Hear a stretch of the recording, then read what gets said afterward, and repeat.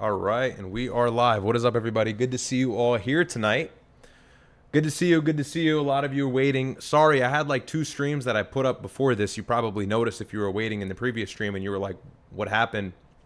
I set the stream for kids. And so the chat was off.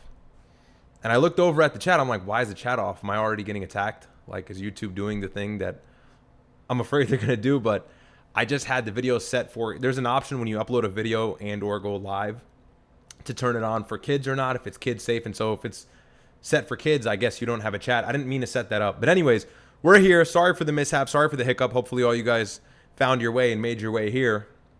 And hopefully you're getting notifications. I know some friends tell me they don't get notifications, and other friends tell me they do get notifications. So, yeah, somebody said the Myron delaying method. It's not the Myron delaying method. I have to let you guys know I'm going live. I don't have the luxury of like having a set schedule yet. So like I kind of have to, you know, turn the stream on. People have to see the stream is on before I just jump on here. Anyways, how's everybody doing? Hopefully you all had a great Thursday. It's Thursday. It's Thursday, which means we're a day away from Friday. The Goyim have one more day left of work. Don't we love that? By the way, I'm speaking for myself. I work. And so I'm just, I couldn't be more ecstatic, actually. Tomorrow's Friday. And then Saturday, 2 free nights a week. That's Friday night and Saturday night. Sunday night, I want to jump off of my building. Monday night, Tuesday night, Wednesday night, all the same. But Thursday is special because Thursday, although I have work the next day, it's nice because I know it's the last day of work, and I'm sure all of you can relate. So hopefully you've all had a good week. I've had a decent week, a little bit of a tougher week, really low on sleep this week, and so I've been irritable. I'm just an irritable person sometimes. You know, irritable at work, irritable with friends. That's just me, though. That's just me. I guess it's the lack of sleep. I don't know. Or it's just working, being in the Matrix. But anyways, hopefully you guys all had a good week and a good day. I just came back from the gym. Got a nice little workout in. You know, I was going to go to the gym. So I've been doing this thing, right? Not that you care. I've been doing this new thing where, and I really only did it twice in like the last 2 weeks, but I'd go to the gym at lunch break. During my lunch break, I get like an hour, and it's more than enough time. You know, I do like my 45-minute whatever, make it a little bit more aerobic, kind of superset, in and out of the gym. And then it gives me the rest of the day after work. But then after work, I'm like, damn, okay, maybe I have too much time. Maybe I have too much time. So I'm thinking maybe I can start going to the gym at lunch and then starting stream for you guys at like 6 or 7. However, I don't think that you guys would even want to watch that early because my view count jumps to the highest that it would be throughout the night at like 11 p.m. or 12 a.m. So, you know, I don't know. If you guys have a time you prefer, we'll run a poll. We'll run a poll, but I'm pretty sure you guys like the late night streams. So I just start around 9 because I know that's what's preferable for most of you. And then as we get on later in the night, I notice a lot of people start joining in. The views climb. And I don't see the same thing on like Saturday afternoons. Like some Saturday afternoons I go live. It's not that many people. So, but anyways, hopefully you guys all had a good day.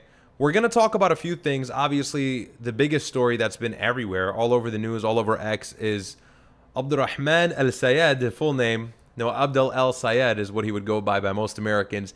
He won his his primary in Michigan, which is a key swing state, against the establishment Democrat that had $30 million pumped into her campaign by AIPAC, and that's Haley Stevens. This new progressive Democrat hit the scene and hit the road running not too long ago, I believe in the beginning of the year. And he's similar to the Mamdani type, to the Malat Karos type, I think congressional's first winner for the House primary. And so we'll see what happens in the general. Same thing with Daria Liza in New York's 13th congressional. However, we know that she's probably going to sweep and win because of the Democratic district and the nature of it. So we already know what's going to happen there. But this guy kind of shocked a lot of people. And the reason why is because, of course, Michigan is a key state for the Senate. It's a key state for influence, right? And he already won his primary. Now the general is coming real soon, and he's going to face off against Mike Rogers, who is also going to be heavily backed by AIPAC financially. And so the biggest thing about why everybody's crazy about this whole story and why everybody's raving about it while it's all over the news is not just that this Muslim guy, the first Muslim to ever win a primary in the United States, in the history of the United States, beat an established Democrat as a Democrat, that's not even the biggest thing. It's the fact that he beat AIPAC and he's anti-Israel. And it was a marginal victory, I admit, but a win is a win. And so you can see, as I've told you guys, the left is gaining momentum. The left is earning talking points against the right, or really just being gifted talking points. They're not earning it, which is what? The genocide in Gaza needs to stop, and we need to stop the war in Iran, and the Epstein files need to drop in totality, and we need to abolish ICE because ICE is evil. They killed Renee Good and Alex Preddy and so on and so forth. And so with all the mistakes that this establishment GOP has done, not ICE, but the rest, it's very easy for these Democrats, these far left progressive Democrats, to come in and say, well, Israel's an apartheid state. I'm not taking AIPAC money, and I'm for the people. And that's what they're saying in their speeches. That's what they're promising in their campaigns. And we're going to talk about it. I'm going to go into all these clips. I have so many tabs queued up here because, of course, the right had the response to his win in the primary against Haley Stevens. And what did the establishment Republicans say? The Ted Cruzes and the J.D. Vances, what did they all say? They said, well, this guy is an extreme socialist and we're going to get 9/11 again. And maybe that would have carried some political potency in 2008 or 2003 after the Iraq war or during the Middle Eastern war era, even though we're in that second phase of that era. It's just not powerful anymore. The anti-Islam, anti-Muslim rhetoric, and I'm telling you as a Muslim, not because I'm biased, because I understand the electorate and how it's swinging. I understand exactly what the Americans want to hear at this point. That's not going to earn you any credibility anymore. And so Trump goes online and he calls this guy an anti-Semite. And he says that he's a Islamist and a jihadist. That's what they're all saying. And people aren't realizing, especially the GOP, and this is why I said on Twitter, the GOP needs a software update. That's earning them credibility. You know, being called an anti-Semite in 2005, 2006 was political unaliving for yourself. If anybody called you that and they had evidence to establish that, and by the way, evidence would just mean I don't like Israel. That's what earns you the term anti-Semite. I don't like Israel. I'm not in favor of the genocide. I'm not in favor of the military offensive. You don't even have to call it a genocide. I'm not in favor of the war in the Middle East. If you say that, you're an anti-Semite. And so when Trump and J.D. Vance call Abdul El-Sayed an anti-Semite, that actually helps him. Why? Most Americans hate Israel now. Most Americans have recognized Israel has a disproportionate amount of influence inside of our government. It's just that simple. It's not a conspiracy anymore. The numbers are there to prove it. And AIPAC is also there to prove it, backing every single candidate that goes against an anti-Israel opponent, spending upwards of $15 and $30 million in these primary elections. These aren't even general elections. That's how they unseated Thomas Massie in Kentucky's 14th congressional district, I believe, if my memory serves me correctly. And so, you know, I don't think that it's actually helpful to call these people anti-Semites. I don't think it's helpful to counter-signal their anti-Israel rhetoric. And so you see a lot of the establishment Republicans struggling to kind of walk this tightrope because they understand as the days progress, increasingly more and more Americans, even in the older ages, you know, the millennials and the Gen Xers, they don't like Israel. Forget the boomers. The boomers are a lost cause. But you see other Republicans trying to really straddle that line carefully, like a J.D. Vance. And so when he went on Joe Rogan, at this point, I think a month ago, it was at some point last month, he was talking about how Israel was derailing his objective at achieving peace with Iran and opening up the Strait of Hormuz. This is what he said. He said something along those lines. I can't quote him verbatim, but I do know that he floated the rhetoric around that Israel is kind of tarnishing and sabotaging peace in the Middle East so that the United States can stay entrenched in the fight. And what happened right after? All of the top Zionists, the Mark Levins, the Ben Shapiros, literally the top Zionists, I don't think it gets higher than that in terms of the totem pole, they all condemned him in unison the next day. It was like a script. Right away the next day, or it may have been the same day, Ben Shapiro said J.D. Vance sounds like a terrorist. J.D. Vance sounds like an anti-Semite. He sounds like a left-wing radical. Mark Levin was really pissed. He had some emotional outburst about it as well on his show, and he tweeted about it on X. We reacted to it on the show. I don't remember exactly what they said, but if you go back, I went over it on stream. And it was funny, actually, because as we were watching the J.D. Vance interview, we were reacting to J.D. Vance's interview on Joe Rogan. Mark Levin tweeted during my live, I think I caught it like after 50 minutes of him condemning J.D. Vance and effectively disavowing him because he loosely floated around some grievance against Israel because of the ongoing war in Iran that they seem to be dragging the United States deeper into as these days go on. Because this war has now gone on for, as you know, as I've covered it extensively, 6 months now. It's about 160, 170 days at war with Iran. And J.D. Vance and the rest of the administration said that it'd only be 4 to 5 days. And so, yeah, you can blame Israel, but you also have to blame yourselves for listening to Israel. At this point, we can blame Israel all day. That's the fun, easy thing to do. But when are we going to point the finger at the administration? When are we going to point the finger at Donald Trump? When are we going to point the finger at Jared Kushner and Stephen Witkoff for doing insider trading, prolonging the war? So, because that was reported as well. And is that even conspiratorial at this point? With all the insider trading going on inside this administration, poly market, betting on Maduro to be regime changed, a $300 million short put in the oil market just a moment before the Strait of Hormuz was closed. I mean, that's really calculated. I don't think that's Iran.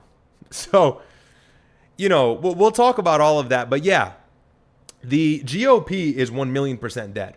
The Republican Party is cooked. It's over. People are going to say, oh, it's premature, Ryad. The generals have not even taken place yet. Wait until November. No, nigga, it's cooked.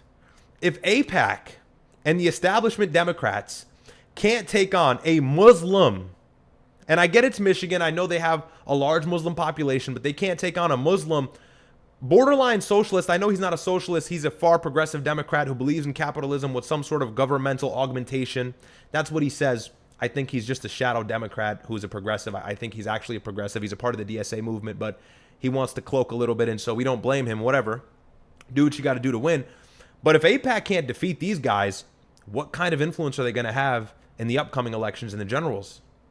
Are they going to do anything against Daria Liza in New York's 13th congressional? No. Mamdani's mayor of New York. So you see this across the country. They're sweeping, and it's going to continue to happen. And this is what everybody saw coming. It was kind of forthcoming when we saw Trump started the war in Iran.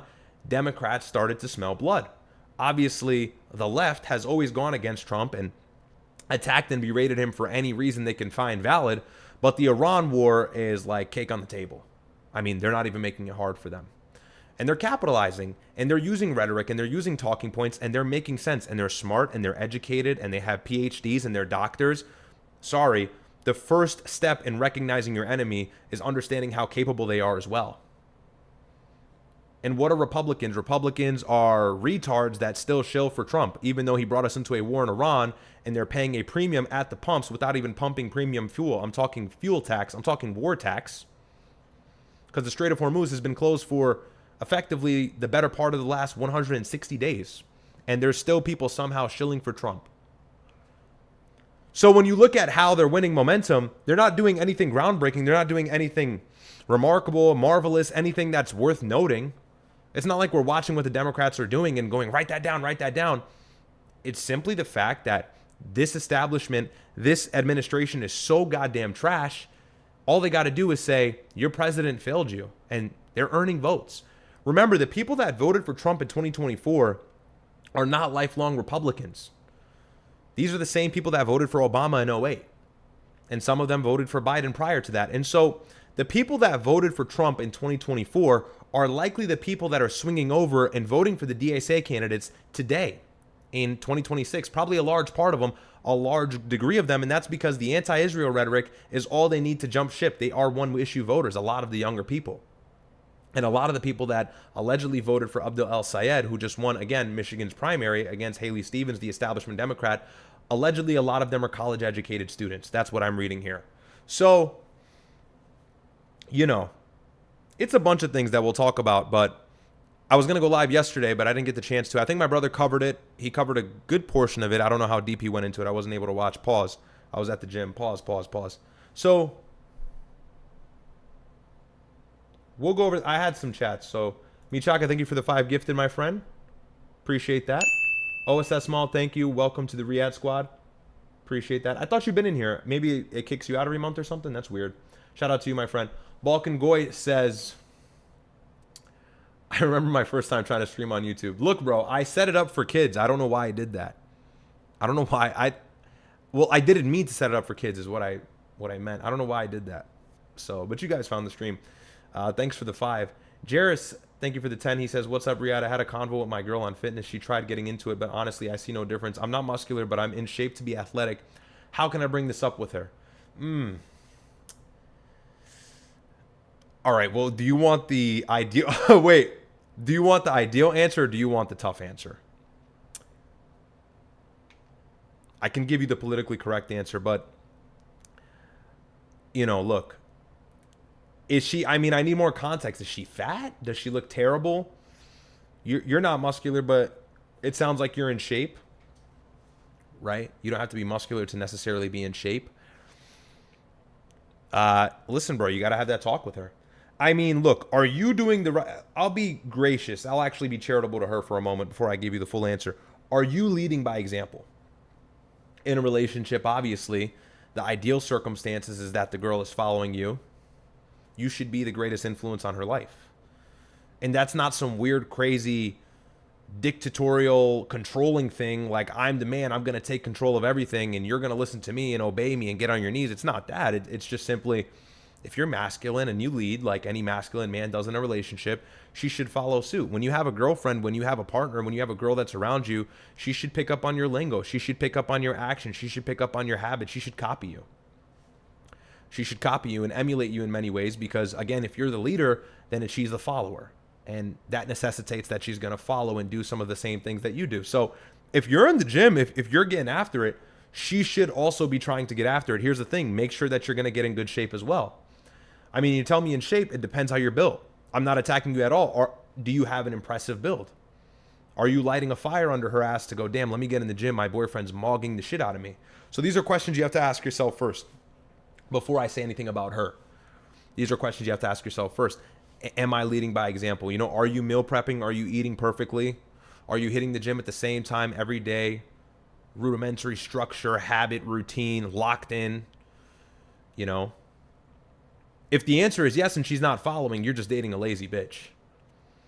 Hopefully she's not watching. You're just dating a lazy girl. Ha! I don't know where the B word came from. Sorry about that. But you get what I'm saying? And also, how straightforward have you been with her? Sometimes you got to take the gloves off and just let them know what it is. It might be painful at first, but in a year or 2 years down the line, maybe when she's in good shape, she'll love you for it. It's tough love.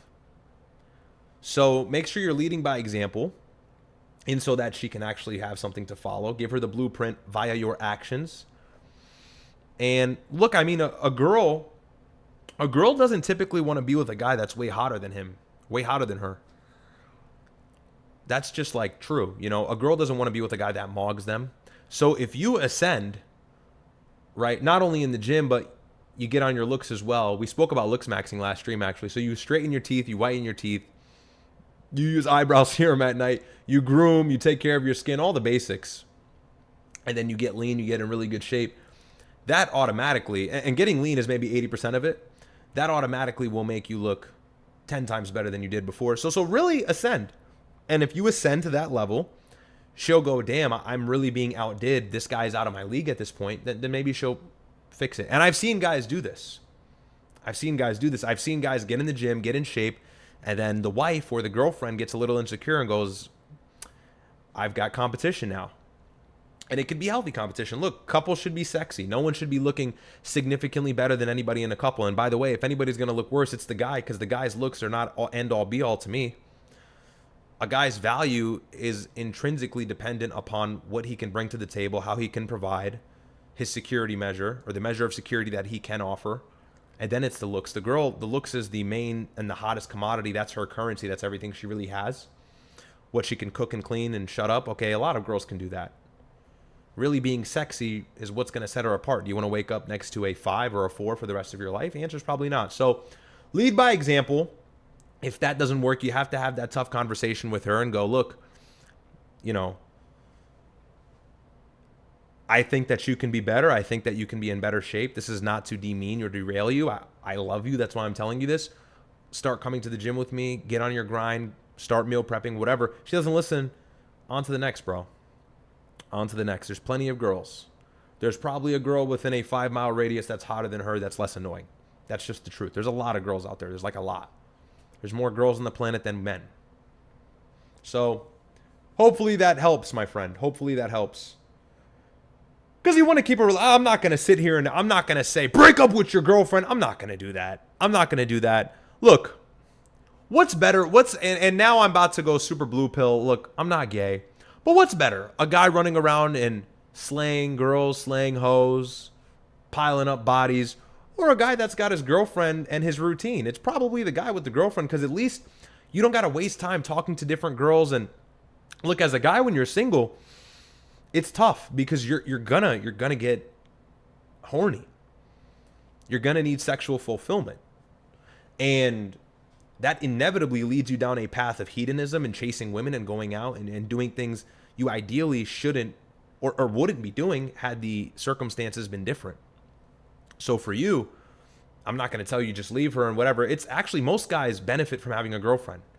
You know, as long as, and that comes with a very, very fine caveat, as long as you're focused, as long as you're not pussy whipped. You know, a lot of guys don't benefit from being in a relationship.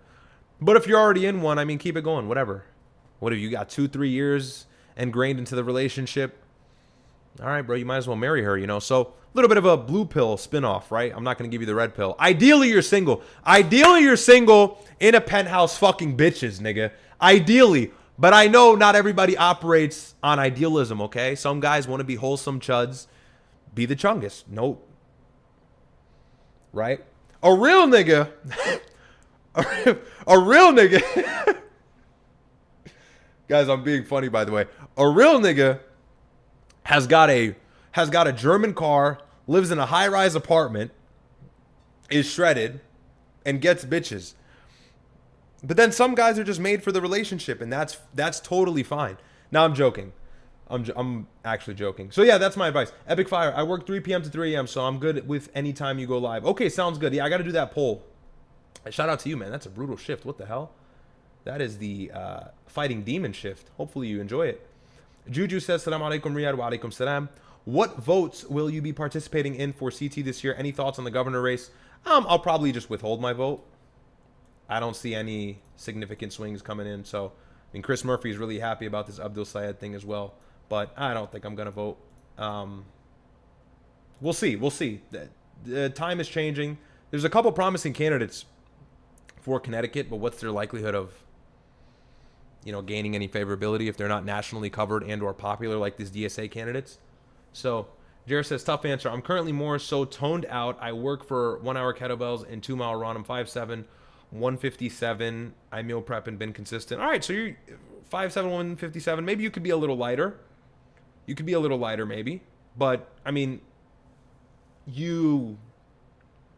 Look, lead by example. Lead by example. And get to the weights, bro. I don't want to attack like CrossFitters and stuff. I know everybody has their own way of getting in shape. I don't want to demonize anything that's different from what I do. But like, gang, just pick up the weights. Have a regimented weightlifting routine and then do your cardio. Eat your body weight and protein in terms of grams. If you're 157 pounds, you should be getting ideally 157 grams of protein. Basics, the basics, baby.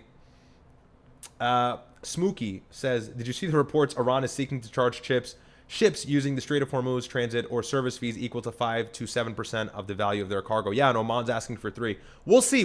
I got that pulled up. We're going to get into that right now.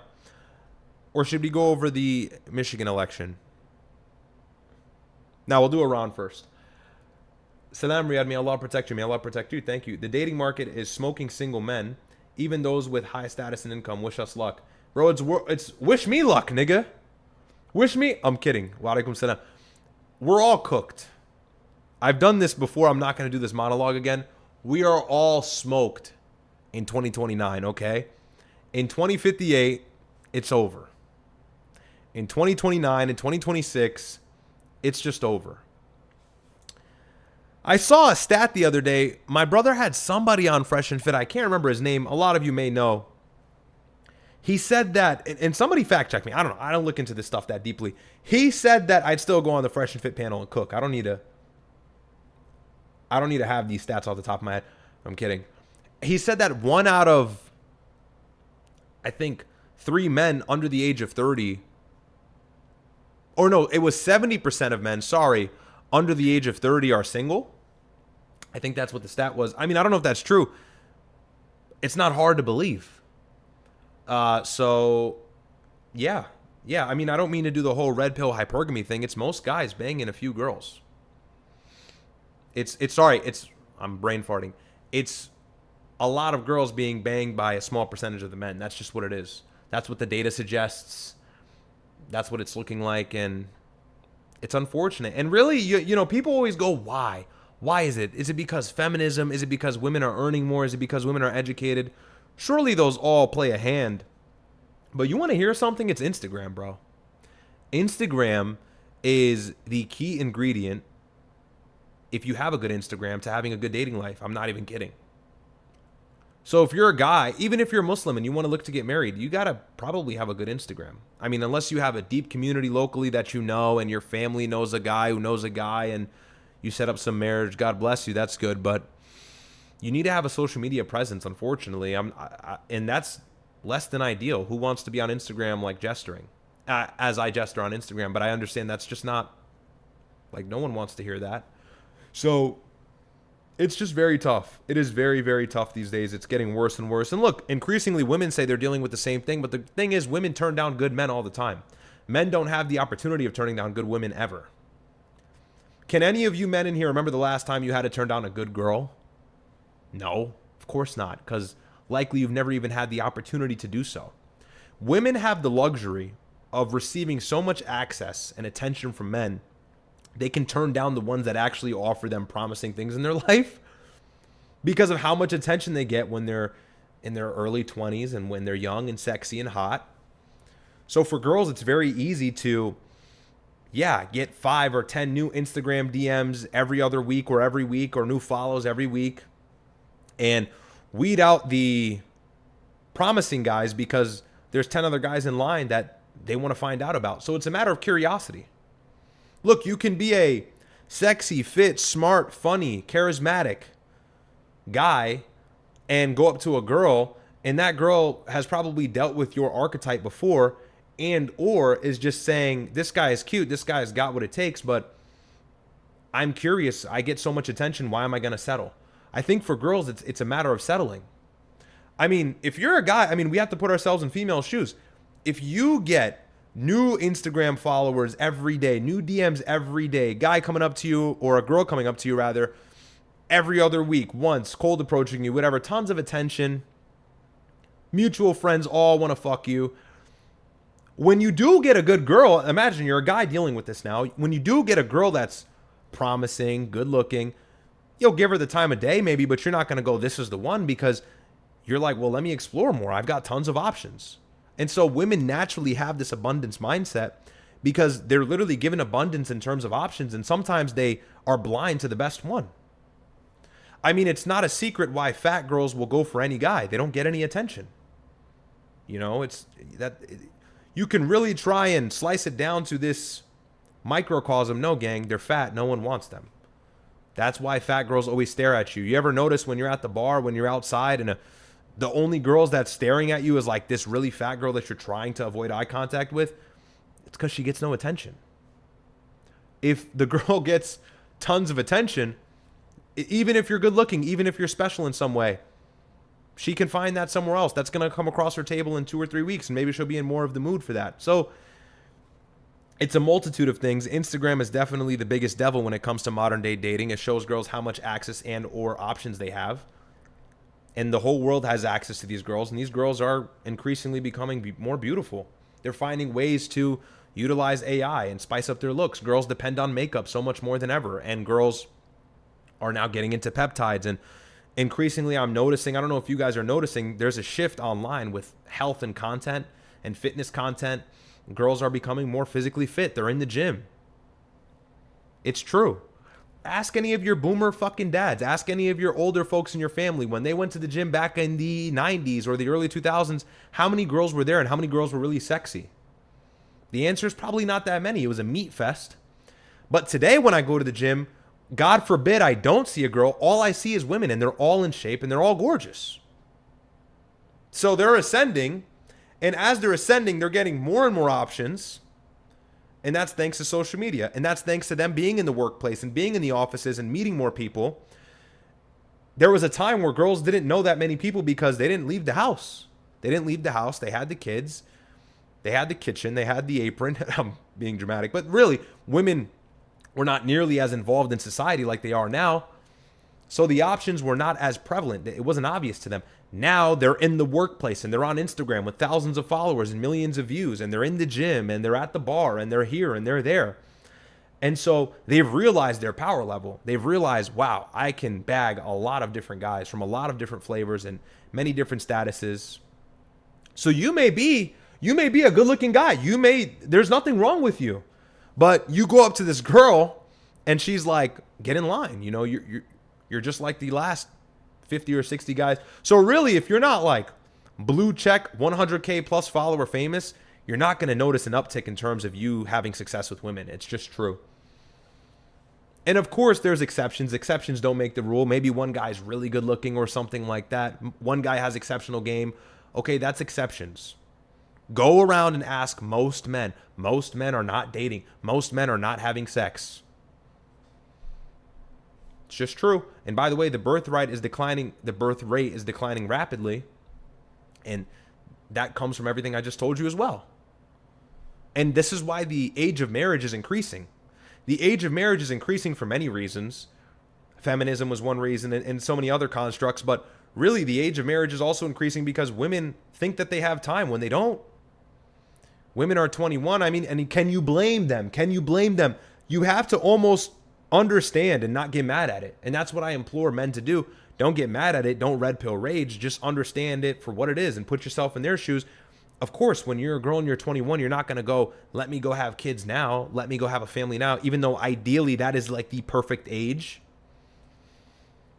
And so they wait till 30, they wait till 40. But at that age, any other guy their age is going for the girls that are 21 or going for the girls that are 25 or even 28. And these are the same girls, these are the same guys that are 30 and 40 now that have been getting burned by girls in their 20s. They're not just about to settle with some 30 or 40-year-old. They're going to get it back in blood. They're going to get what's theirs. They're going to remember all the times that they struggled with women in their 20s, grinding, not having any success. And when they're that nigga with a fully loaded F-150 at 35 years old, you best bet they're swinging back around to the 21 only bar and they're cleaning up. That's just how it works. Don't shoot the messenger. This is what it is. This is reality now. If you step outside into the world, you'll know that. So, yeah. And so no one's getting married. No one's getting married. And look, I'm part of the problem. My mom calls me all the time. Ryad, when are you getting married? I'm like, mama, gang. I don't know, bro. The Strait of Hormuz is closed. I got to talk about that. I don't know. So, yeah. Sorry, that was a long-winded. John says, I'm broke talking to a billionaire. Aries, am I cooked? Yeah, you are cooked. Shout out to you, John. Good to see you in here. Let's see, what else do we have? What do you guys, are you guys arguing in the chat? All right, we're all caught up.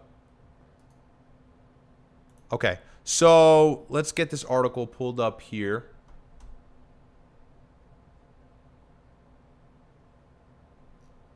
Where are we? And you know what? Yeah, we'll watch this. You know what? We'll start with the Abdul Sayed thing first. And then we'll get into... We will get into the Iran situation. Because there's really not... I'm thinking now, not much change with Iran. As per usual. So we'll take a look at this. He spoke to CNN after his victory in the primary. So... we'll give this a listen, and then we'll go from there. Senate primary race have the President of the United States tonight lashing out. And the polls were wrong again last night. Here we go, bro. Don't worry, I've got so many juicy Trump clips saved up. Pause. Oh, my God. I've got good Trump clips saved up of him complaining about this primary. I'm not going to live that one down, am I? I'm just going to act like I didn't say that, because last time I gave it too much attention. I'm doing it again. All right. When they thought it would be a landslide victory for a hater of Jews and a hater of Israel. This guy hates Jews. Somebody said, oh, that's a little strong. No, he hates Jews and he hates Israel.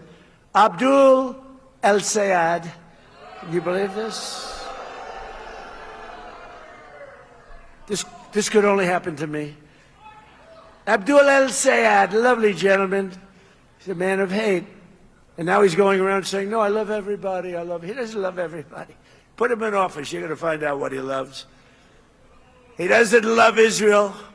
He doesn't love Jewish people. He hates them. He hates them with a passion that burns in his heart, and there's not a frickin' thing he can do about it. There's not a thing he can do about it because he hates them. But every time this has happened, and you do that, you go through squalor, and add the word again, filth, crime, death, destruction, embarrassment. You lose your home, you lose your apartment, and that's where the communists will take us 100%. When I watch Abdul, he's full of shit. What is your response to the president? I'm glad he thinks I'm a lovely gentleman. A lot of people think so. Look, this is the response. Oh, I had a few more chats here. Sorry, guys. I didn't see these. My YouTube is bugging today. Saddam Ryad. Okay, read that. I'm broke. Okay, read that. Geo. Okay, Geo, thank you for the 5. Ryad, is surrogacy plus single fatherhood the most safest guaranteed way to have a legacy / kids without the risk of a woman sabotaging everything? Maybe. Maybe. I don't know. Potentially. Josh says, besides the obvious, what would you change about yourself? What would I change about myself? Sorry, I know we got into the news. I forgot these chats. What would I change about myself? This is like therapy. Why are you asking me this on live stream? I'm very argumentative. Sometimes I wish I wasn't. I'm very argumentative. And sometimes I wish I wasn't. That's what I would say. Always, you ask my parents, with my mom, my dad, it was never just like, I could never just accept an answer. I always had to. And I'm not like a contrarian. That's different. But,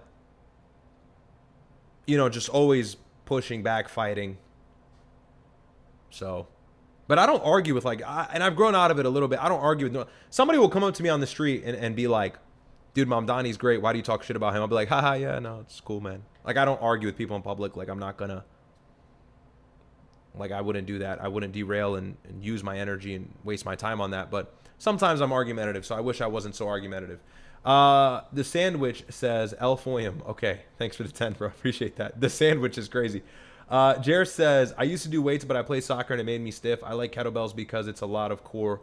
With my 2 jobs, it's perfect for time. Yeah, do whatever keeps you in shape, man. Just make sure you look good. Look, do whatever you want. Just make sure you can take your shirt off and feel good about it. That's the end-all, be-all, really. That's the most important thing. I don't care how you do it, as long as you can take your shirt off and be confident in your body. And I'm not saying at the beach, you don't got to show off. And I'm just saying in general, you take your shirt off in the bathroom mirror before you shower in the morning or at night, and you look at yourself and you're proud of it. That's all that matters. If you're not proud of it, then you've got work to do. Very simple. Simply put. So, but lead by example. I remember your super chat before. Lead by example so your girlfriend can take up after you and you won't be upset when she's postpartum looking terrible because she was never in shape before and you're like a shredded beast with a crying newborn. You don't want to be in that situation. So, Ben says, thank you for the great content, GOAT. You're the GOAT. Thank you for the 5, man. Thank you for the 5, my friend. No excuse to not have a 6-pack in 2026. Yeah, I know, man. It's crazy. It's crazy. And honestly, like these peptides nowadays, these kids on these peptides, bro, I'm swear I'm going to get to the news. We're going to do the news, promise you. Yo, these kids in the gym, bro. I'm looking at these kids I saw 3 months ago. They were a pudge mess. They were a pudge fest. Now they're like bone dry shredded. I'm like, okay. Yeah, you're doing something. So the memes are there. That's not an endorsement. I'm just saying, you want to get shredded, go get shredded. Go figure it out. Winners are going to win. Niggas is going to go get lean while you sit there and go, but the Ratatouille, I don't know what's in it. All right, bro. And he's shredded. And bitches are kissing his abs at the party. So I hope you guys recognize I'm always tongue-in-cheek with those kinds of things. I'm not actually being serious. Johnny says, hey, man, I'm thinking about going into Border Patrol. What are your thoughts on that career path? An amazing path. Go for it. Go for it. Good job.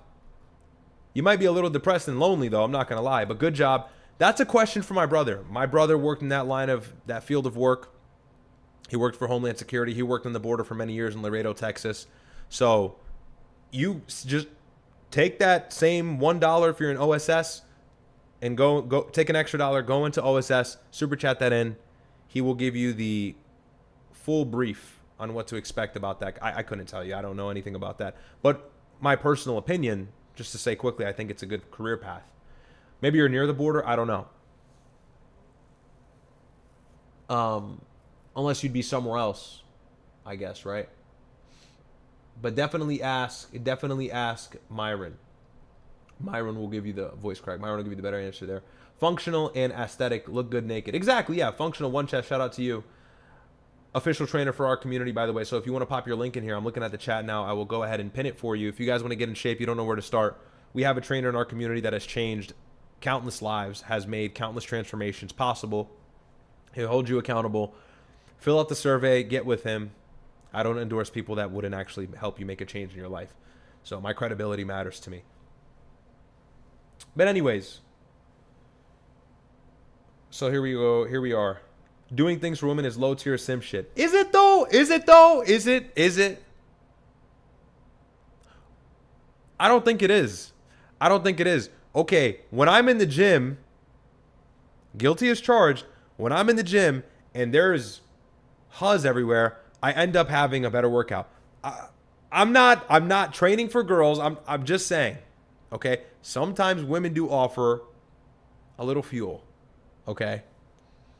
Maybe that's what it is. If that's your why. Look, if you live solely for women, you won't last in the gym, but sometimes it's a little pick-me-up. Being honest. Guys do everything for women. Why do guys go to bars? To get bitches. If you go to the bar to drink a Miller Lite and actually watch football, like, you are insanely goy. You should never wake up again. But most guys are going with the hopes of sleeping with a girl or getting to know a girl. That's true. So guys get a haircut and go to Target. They don't even need anything. Guys do a lot of performative shit for women. It's normal. That's normal. I would argue that's more normal than like not wanting to attract women. We're all human. So, you know, guys do a lot. Guys go to great lengths for box. Guys backstab their friends for box. Like, men go, and I'm not endorsing that. That's crazy. No one in my circle would ever do that. I vet my friends out very hard to make sure they're not the type. That's why I hang with niggas who get bitches, by the way. Okay? And you should do the same. Hang with guys that get girls. One, so you can pick up on it. And two, so that they don't backstab you. Some guys are so desperate for female attention, they'll go to great lengths, even if it means stabbing you in the back for a little playtime with some girl. I've seen this countless times in college. I've seen it countless times in high school. I've been around. I'm 24. Okay. Can't you see the facial hair? I'm old. So, yeah, guys go to great lengths for box. Guys do everything for box. Guys do everything for girls. That's just true. I'm not even going to sit here and LARP and be like, I hate when girls are there in the gym. No, I actually sometimes walk into the gym and see a lot of girls and I go, oh, okay, nice. I'll go over here and do my shoulder press and over here and do my bicep curls. You know, I'm being funny today. I'm really being a goofball today. No, but there's some truth to it. Anyways, okay, so let's see. My mom just texted me and she's probably telling me to shut up on this. So we'll move back onto the news. That they have. You notice what he talked about. First, look at the background. It says no tax on tips. The man can't stay on focus. That's like the one thing that he did to offer any economic relief. But instead of that, he's more focused on me and what I'm going to do while we're living through an affordability crisis that is generational. People are paying nearly $5 in gas because of a war he started. And half the time, if he's not talking about me, he's talking about the drapes in his ballroom. So at the end of the day, you know, I invite the president to focus what I'm saying. I want to get money out of politics, put money in your pocket, and pass Medicare for all. I think a lot of Michiganders want that right now. And I think Mike Rogers, for his own part, is running away from Donald Trump himself. When you're asked Mike Rogers about his position on the war or his position on Trump's tariffs, he is mum. So, look, I'm looking forward to tying Mike Rogers to Donald Trump all day, every day. But I do agree with the part where he says I'm a lovely gentleman. I'm not sure he meant that, but we'll leave it at that. You mentioned what your campaign message. And again, you got to listen to the rhetoric on opposing sides. One side is being intentional. One side has purpose. One side has direction. And they're telling people, we're going to give you money. We're going to create jobs. We're going to stop this senseless war in Iran, and we're going to stop giving Israel money. That's what these DSA-like candidates are saying. These far-left progressive Democrats, what are they saying? These are the talking points. And on the other side, you have J.D. Vance saying, well, we can't have him be president. Why? He just won everybody over by saying everything you can't say because you're cucked by Donald Trump. You're under him as vice president in this administration, and everything that he does that's disastrous for the economy is something you must defend. Otherwise, you will lose your position and lose all credibility if you want to run in 2028. So it's just like a perfect situation to oppose this administration. And honestly, let it happen. Let it happen so that we don't have to worry or have a Republican bank on earning Trump's favorability. Let him lose his power. Let him lose his leverage so somebody can come out of the right and be against Israel. That's the goal, really. But it's just too easy. It's too easy. One side's talking about Islamism. One side's talking about how he's going to bring jihad to Michigan, how he's going to bring the call to prayer. And then they're the same ones taking millions of dollars in AIPAC money. I tweeted this too, because it just becomes so frustrating. And of course, everybody knows this, but it's worth mentioning anyways. I said here, the GOP is dying partly because their greatest attack against progressive Democrats is that they are anti-Semitic. That title may now very well earn political favorability. The right needs a software update or they will continue to lose. Establishment Democrats have already learned this. Ro Khanna is getting arrested in the West Bank while Ted Cruz warns of a new 9/11 while simultaneously accepting AIPAC money.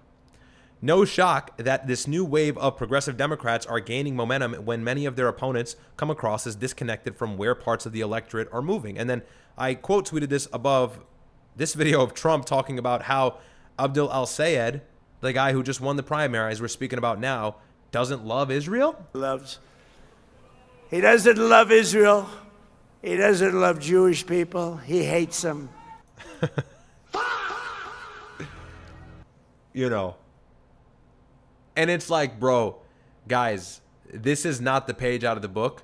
It is 2026. He hates them with a passion that burns in his heart, and there's not a frickin' thing he can do about it. There's not a thing he can do about it because he hates them. And in Michigan, he loves. He doesn't love it. That's that. But we'll get back to the interview, his post-win interview. Was over the last several months. You defeated Haley Stevens for the nomination by what right now I think is 1 percentage point. What does a margin that close tell you about what the next 90 days need to look like for your campaign? Look, we as a party have to come together. You know, we had a hard-fought battle. There were some disagreements between folks who might have voted for me or folks who might have voted with the Congresswoman. But I also know that the things that unite us are so much bigger than whatever it is that divides us. We have an opportunity right now to come together, to embrace the idea that we can have an America that is affordable because Michiganders right now are suffering. We can actually address the housing crisis. We can address the fact that too many people worry about the fact that they might get sick and don't have the health care that they need and deserve. Mike Rogers is exactly the opposite of that.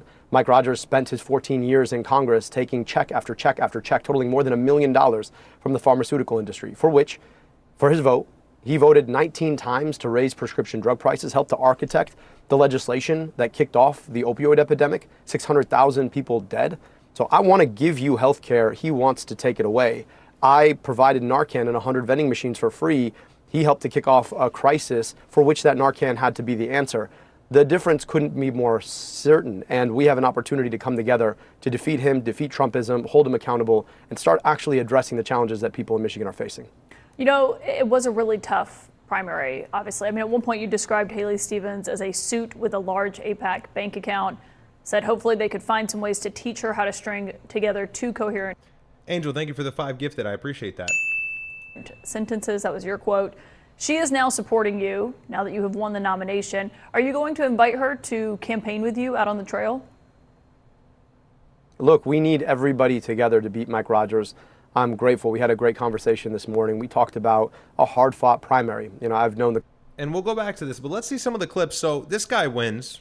And like I said, it is revolutionary in some ways. It's significant for many reasons. Michigan's a key state for the Senate.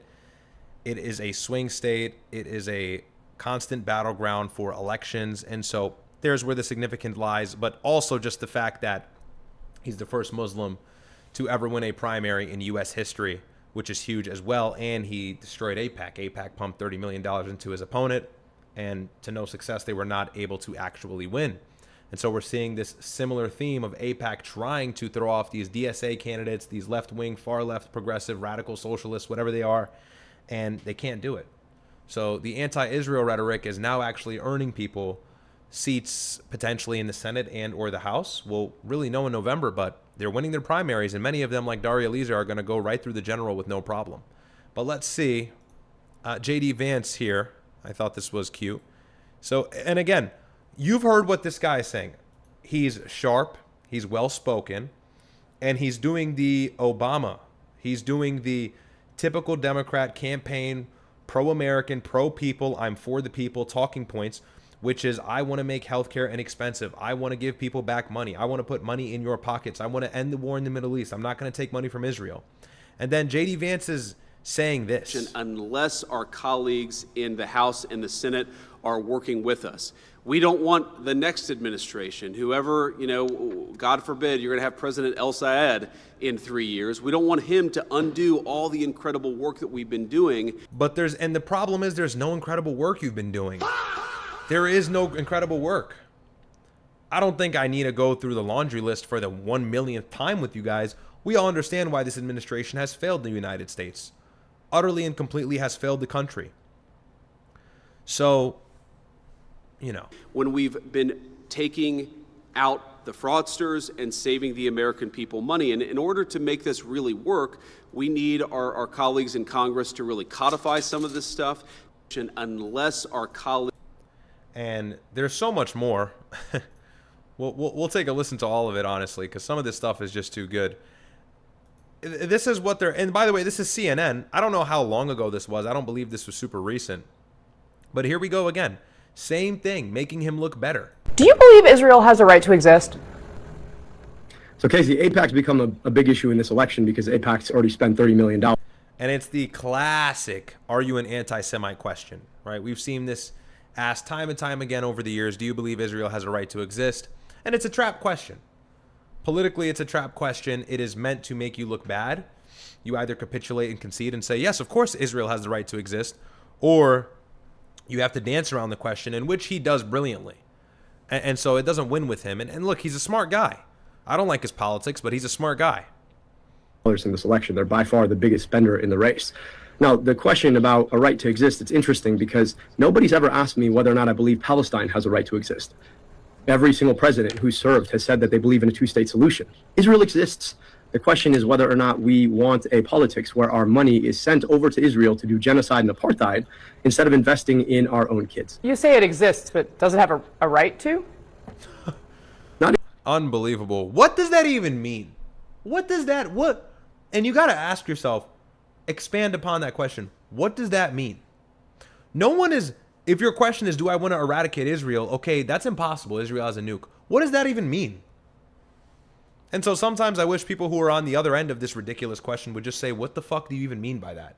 Does Israel have the right to exist? Do you have the right to exist? Does anybody have the inherent right to exist? Necessarily not really, no.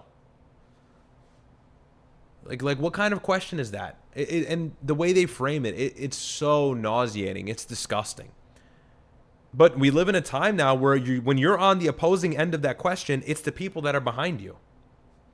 So I didn't say that. I just said the question of Israel's existence is not a question. I'm not going to play this gotcha game about whether or not it has a right to exist. The question ultimately is about whether or not we want a politics that dignifies. You're not going to play the gotcha game, but you're not going to say you think Israel has a right to exist. Well, my question, Casey, I think the question we all ought to ask is, does everybody have equal rights to peace, dignity, and self-determination? That's Jewish, Israelis, and Palestinians. And it's give me's, it's freebies. Do you remember the mayoral debates for New York City, Mamdani versus the other candidates?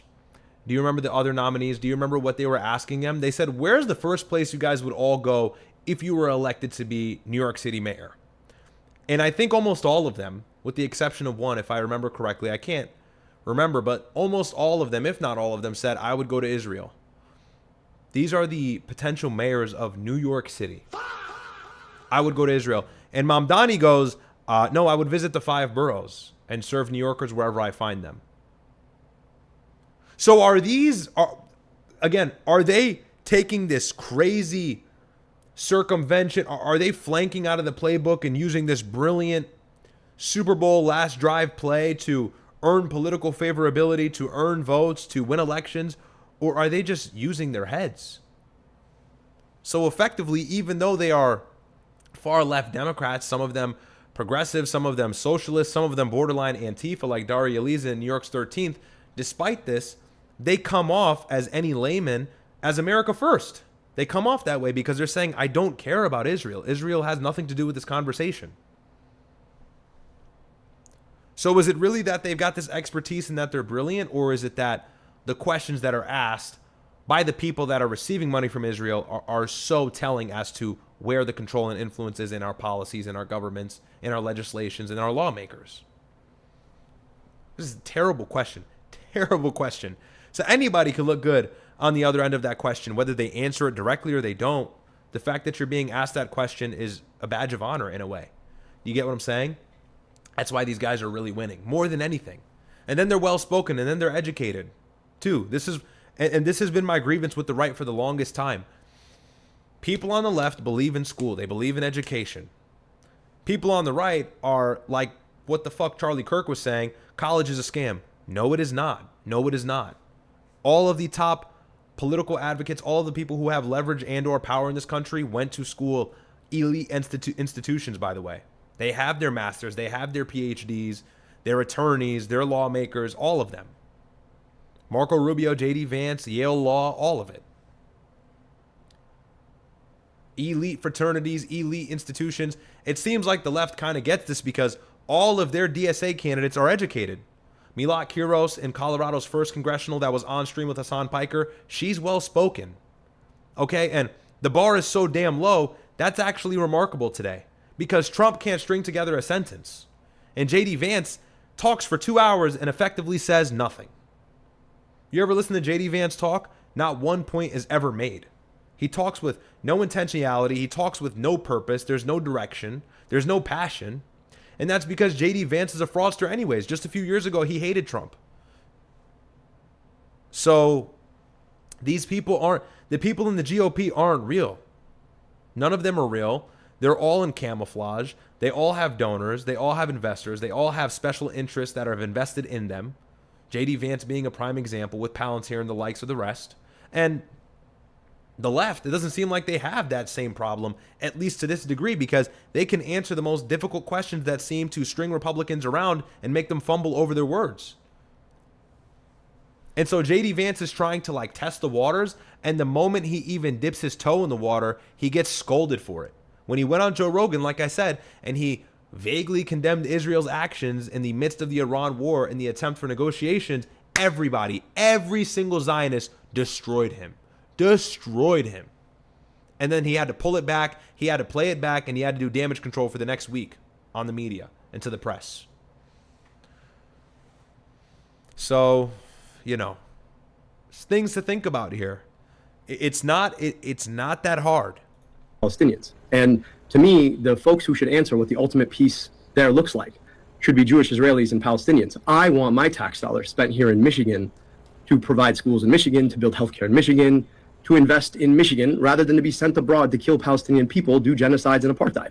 The question about whether or not Israel has a right to exist is actually quite secondary to whether or not they have a right to our tax dollars. And people don't ask that question in good faith. So if you want to ask me about Palestinian right to exist, if you want to ask me about what I want to do for kids in Michigan, I'm happy to answer that question. But the AIPAC and Israel have become secondary questions that too many people have to talk about because our tax dollars keep getting spent over there rather than being spent over here. So, I got more clips here because everybody's chimping out over this. We're working every day to defend the American dream for you and your children, the radical left, the maniac. We'll take a break for chats really quick before these pile up on me. Let's see. Hey, Ryad, love the streams. I'm 18, work 2 jobs. Good for you. I work 2 jobs, gym 5 times a week, and did 1 year CS. Are you referring to computer science as a major in college? I think that's what you mean. Thinking of, is that what you mean? Am I misunderstanding? Anyways, thinking of switching to electrical. Okay. CS. Thinking of switching to electrical. Any advice / playbook? Do what you want to do, man. Do what you want to do. Do you? You can't go wrong with any of the trades. And let me see. You're 18. Damn, bro. You're young and you work 2 jobs. Good for you, man. Your head's on straight. Look, I'm not going to do the college matrix advice. Do what you think will be best for you, but however you're 18. So I'll tell you what I think would be best for you as well. Consider, if I'm understanding you right, you're talking about picking up a trade. Consider going to school. Consider going to school if you have some idea as to what you want to do. I don't know how well you did in high school. Obviously, you've graduated now. You're 18. I don't know where you're at in that state. Like, maybe you don't want to take out the loans. That's fine. Just consider it. That's all I'm saying. Consider it. That's an option for you. If not, totally fine. Then pick up a trade, certainly. Pick up a trade. That's the next best thing. Work at that trade. Work your ass off. Pile up money. Real estate. It's what my brother did. It's what everybody typically does when they escape their job. That's the playbook, man. Keep doing what you're doing.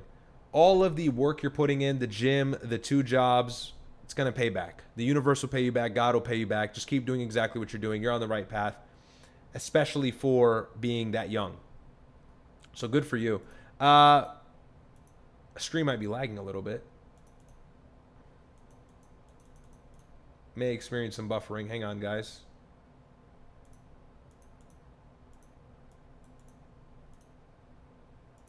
Hopefully you guys are not getting bad. The stream might be lagging a little bit. All right. Seems like it's good. Let's get back. Ryad, what does your mom say to Myron about marriage? She wants us both to get married. Juju says, Ryad, I have... By the way, thanks to the dictator for the 2.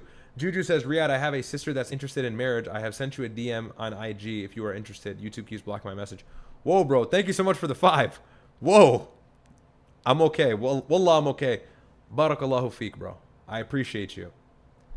I'm assuming you're Muslim. You said you have a sister that's interested in marriage. I'm okay. I'm okay. Not right now. Thank you, my friend. God bless you for your offer.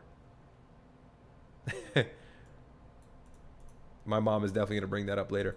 Tony the Pony says, Ryad, did you see Jubilee Tatum versus 20 Black Libs?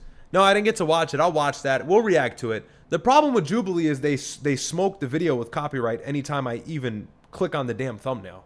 So I can't react to the Jubilee videos on YouTube. That's the problem. I can try again, but the stream got smoked last time. Like YouTube, like the moment it uploaded, it got cooked. It got cooked. Video was buffering, but you're good now. Okay. Traveler says, chat's loving the marriage offer. Traveler says, where's the fit from in most of your gym clothes? So, do I gatekeep? Nah, I'll tell you. It's fine. Whatever. So, I mean, you can't see my shorts. This is Squid Hoss. It's like the TikTok shop clothes, and then this is also Squid Hoss. It's really good stuff. I'm not sponsored, but it's good stuff. Wash it, dry it. It typically fits well. Believe it or not, this is like TikTok shop slop, but it's not slop. It's high quality clothing. No lie. I usually get Alphalete for the gym. I don't do the Young LA and like Anaka anymore. The merch is just cringe. Young LA is all right. Young LA is good. Not Young LA, but Anaka is like cringe. It's like the big teddy bear t-shirts. Do they still do that anymore? By the way, I used to wear them. Not proud. So now I go to the gym. I'm demure.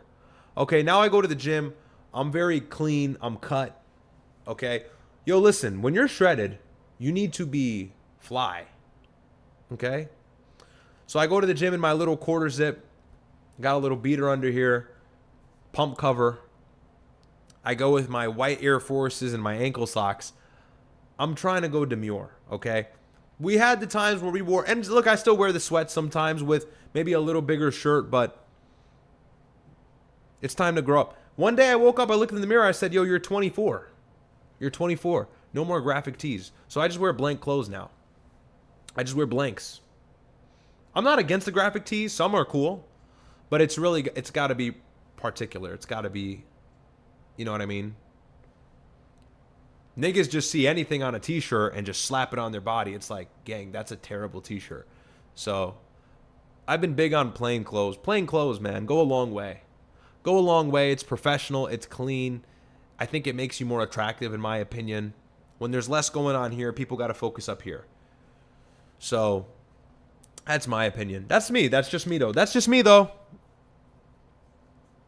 That's just me. Yeah, but you want good gym clothes? You can do Squid or you can do Alphalete. They make good gym clothes.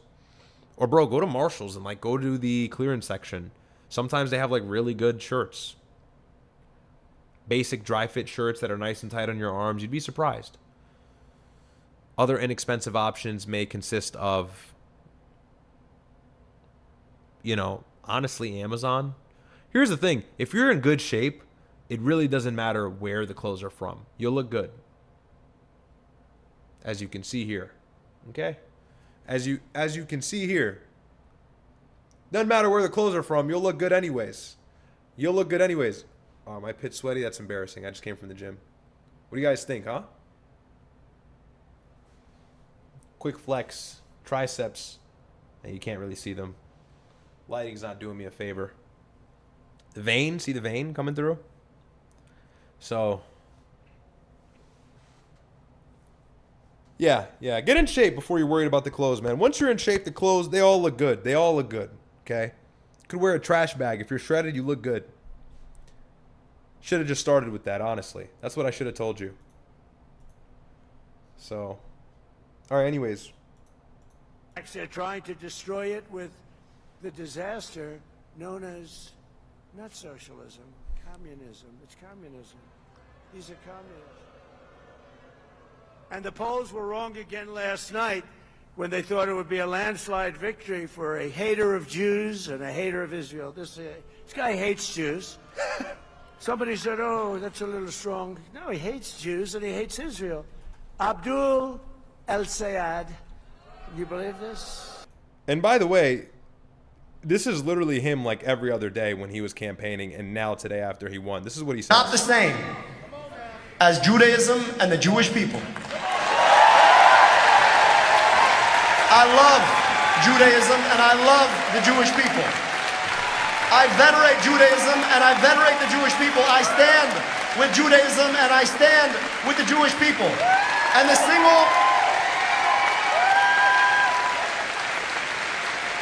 single most dangerous thing that they've tried to tell us is that somehow they can extend the definition of anti-Semitism to include a foreign government and its leaders. I call bullshit. No. No. If you believe that anti-Semitism extends to include a foreign government and AIPAC, you are creating a dangerous circumstance. So it is important for us to recognize that we... So, again, and this is what all... And by the way, everybody's so obsessed about these left-wing candidates being super based about Israel. It's like, gang, all they say is apartheid, colonialism, and they won't go any further than that. Okay, if you're thinking you're getting some extremist, some extremely far left, anti-Semitic, like, you're just not getting that. You're not getting it from Mamdani. You saw Mamdani walk it back when he said, yeah, he's against what Israel's doing and he's going to arrest Netanyahu. By the way, he was never able to arrest Netanyahu. Then he was at a leadership meeting or some meeting with a bunch of Jewish people like days before he even took office. I'm not even kidding. And it was circulating all over X. So, you know, again, don't be, and I'm not saying what he's saying is wrong, but I'm saying don't be too captured by the message because they're just going to walk it back later. I said that on X. I said all they're doing is banking on so many of the centrists who don't believe there's a right and a left to vote for them with the anti-Israel rhetoric. And then when they're elected, eventually, they're just going to walk it all back. And he's already begun to like kind of do that because I didn't see this when he was in the midst of his campaign a few months ago. We love Judaism and the Jewish people because we love people. And we love Palestinians and their rights because we love people. And we love that our tax dollars get spent here, on schools here, and healthcare here, because we love people. You cannot claim that human rights end at a border. You cannot claim that you want to invest in our kids when you send our money abroad to kill other people's kids. You cannot claim it. So there's that. Let's see what else we have. Got a lot of, and did you see this, by the way? This is what they're doing. Instead of winning primaries, right? Instead of winning primaries and eventually general elections, what is the right doing? What is Ben Shapiro doing? I guess he's representative of the right. This is what he does. He drops a trailer about this movie. The threat of radical Islam is real. Hollywood has refused to tell the story for 3 decades. Now we're saying the thing with the biggest, most audacious, funniest, and most kick-ass film Daily Wire has ever released. Of course, this is from Daily Wire. Just watch this. Your country is beneath contempt. We who love and serve Allah fought back against the Americans and the Zionists from the scourge of secularism and the lands. It's like, bro, are we dead ass? They have the ISIS flag here with like, yo, it's like, these actors have to be Israeli. No way they're actually Arab. If they are, they've got to be shunned from their communities for being a part of this treacherous movie. It's like, bro, the slop is gross. It's gross. You see what they're saying on the left. You see what Abdul Sayed is saying. He's winning the primary, beating $30 million in AIPAC money. Doesn't matter. Still winning. Gonna move on to the general and cook. And then this is Ben Shapiro. This is Ben Shapiro dropping this movie. Of unbelief.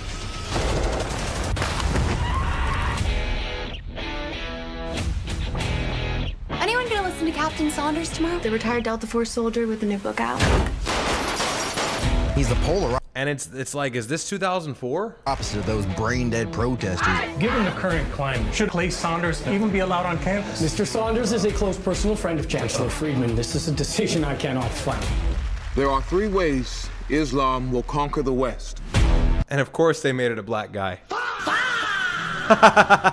Of course it's still a DEI actor. Like it should be a white guy. That would actually help the movie. Through immigration, through the wombs of our women, and by using our nation's freedoms against us. Are you paying attention? This is unbelievably cringe. Does Ben Shapiro sit here and watch this?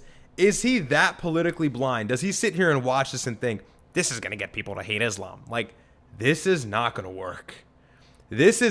People are walking around completely convinced that Muslims had absolutely nothing to do with 9/11 at all.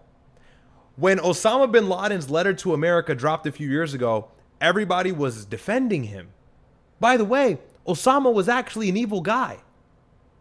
So Americans have in some ways, be understanding and be charitable of my language here. I'm not suggesting Muslims are all terrorists, but pay attention. In some ways, Americans and the people who are centrist and not right or left, they've gone so far to even kind of overcorrect the issue with what comes from the Middle East, and that's motivated by American intervention in the Middle East, which can be extremism from certain factions, and we've seen it. Whether it's ISIS that was kind of vaguely started by the Clintons, or the Mujahideen that turned into Al-Qaeda with the Soviets in the late 80s, moving to Osama bin Laden's squadron that attacked the United States on September 11th. I mean, all in all, Americans have completely moved away from the idea that Islam is radical or some sort of threat. And the only chamber in which this idea is being echoed in is this dying GOP and ultra-rich Zionists that have influence. That is it. No one else is echoing these talking points. Literally no one. And I was telling Sneeko this. He's being clowned for this trailer. No one's buying the slop anymore. Yeah, you have a select few. You have the Crowders. You have the Alex Jones. Do they genuinely have influence, though? I mean, and when I say influence, I mean influence. Do they have Candace Owens level influence? Do they have Tucker Carlson level influence? Absolutely not. Absolutely not. Their times are done. It's dying out. There is a new wave, there is a new generation of these populist leaders, the Masseys, the Marjorie Greens, the Tucker Carlsons, etc., etc. And they don't scapegoat Islam for any of the problems that we face in the United States. They scapegoat Israel, and that's the popular talking point. So when the DSA candidates that will eventually ruin the economy if they get enough representation start sweeping across the country and winning their primaries and eventually their generals, and they take up a majority of the House and the Senate in 10 or 15 years, God forbid, it's just, are they still like you just have to think about these things. This is what's important. The people that are winning, the people that are actually gaining political favorability, they're getting votes from people who would never watch a movie like this. So I get it. It's propaganda. I get it. It's political warfare, but it's so futile. Whether you like Islam or not, you can always recognize and you can surely understand this is a fleeting gain. This will result in nothing. In matter of fact, people have become so keenly aware to the propaganda, they'll see this movie and know exactly what the intention of it is. They'll know exactly why this movie is making headlines if it does, why this movie is even being aired, why the trailer is making rounds on Twitter. They'll know the purpose of it. And then they really won't watch it and then they'll boycott it. Thomas Massey and Tucker Carlson are telling everybody Muslims aren't the problem. Tucker Carlson is making rounds in Arabic and Islamic media and Middle Eastern media. The Muslim world is beginning to love him. And then this is what Ben Shapiro is doing. Ben Shapiro's Daily Wire is dying financially. He's losing subs and views on YouTube daily. Still, they desperately try to fight. So, again, the GOP, the Republican Party, needs to fracture away. They need to pull away from the Zionists. Otherwise, they're going to have to defend this slop rhetoric that no American is buying anymore. And this is the struggle with a J.D. Vance. This is what Marco Rubio is going to struggle with as well. So is anybody even going to come out of this Republican Party successful? Maybe not. If this is the motive, if this is the move, it's over. It is over. No one's buying this. Once upon a time, it was important to watch something like this and actually combat it and attack it with rhetoric that goes against it and debunk it and talk about Israel and all that. Now it's just, it doesn't even require any effort. The matter is corrected. It's been overcorrected in some regard. People are very sympathetic to Muslims more than they ever have been. More than they ever have been. Have we seen an uptick? Yeah, but that's Elon Musk's X. X is one fringe app that is captured by a lot of people who are far-right radicals, but ultimately, if you look at everything in totality, if you look at the American populace base, if you look at who people are watching, the most political voices, the most popular voices, everybody hates Trump, no one likes the war in Iran, everybody hates Israel, no one's worried about Muslims anymore. That's just what it is. If you're not under a rock, that's what the reality is in the United States from a political standpoint.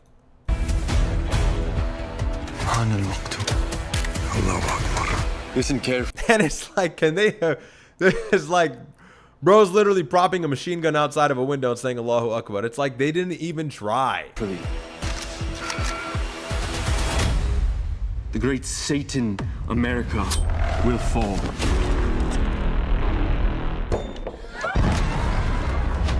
You are infidels. By the way, aside from 9/11, when are Muslims ever this organized? Like in the United States? The bodies of women are not pure and the men's souls are unclean. I didn't watch this yet. This is crazy.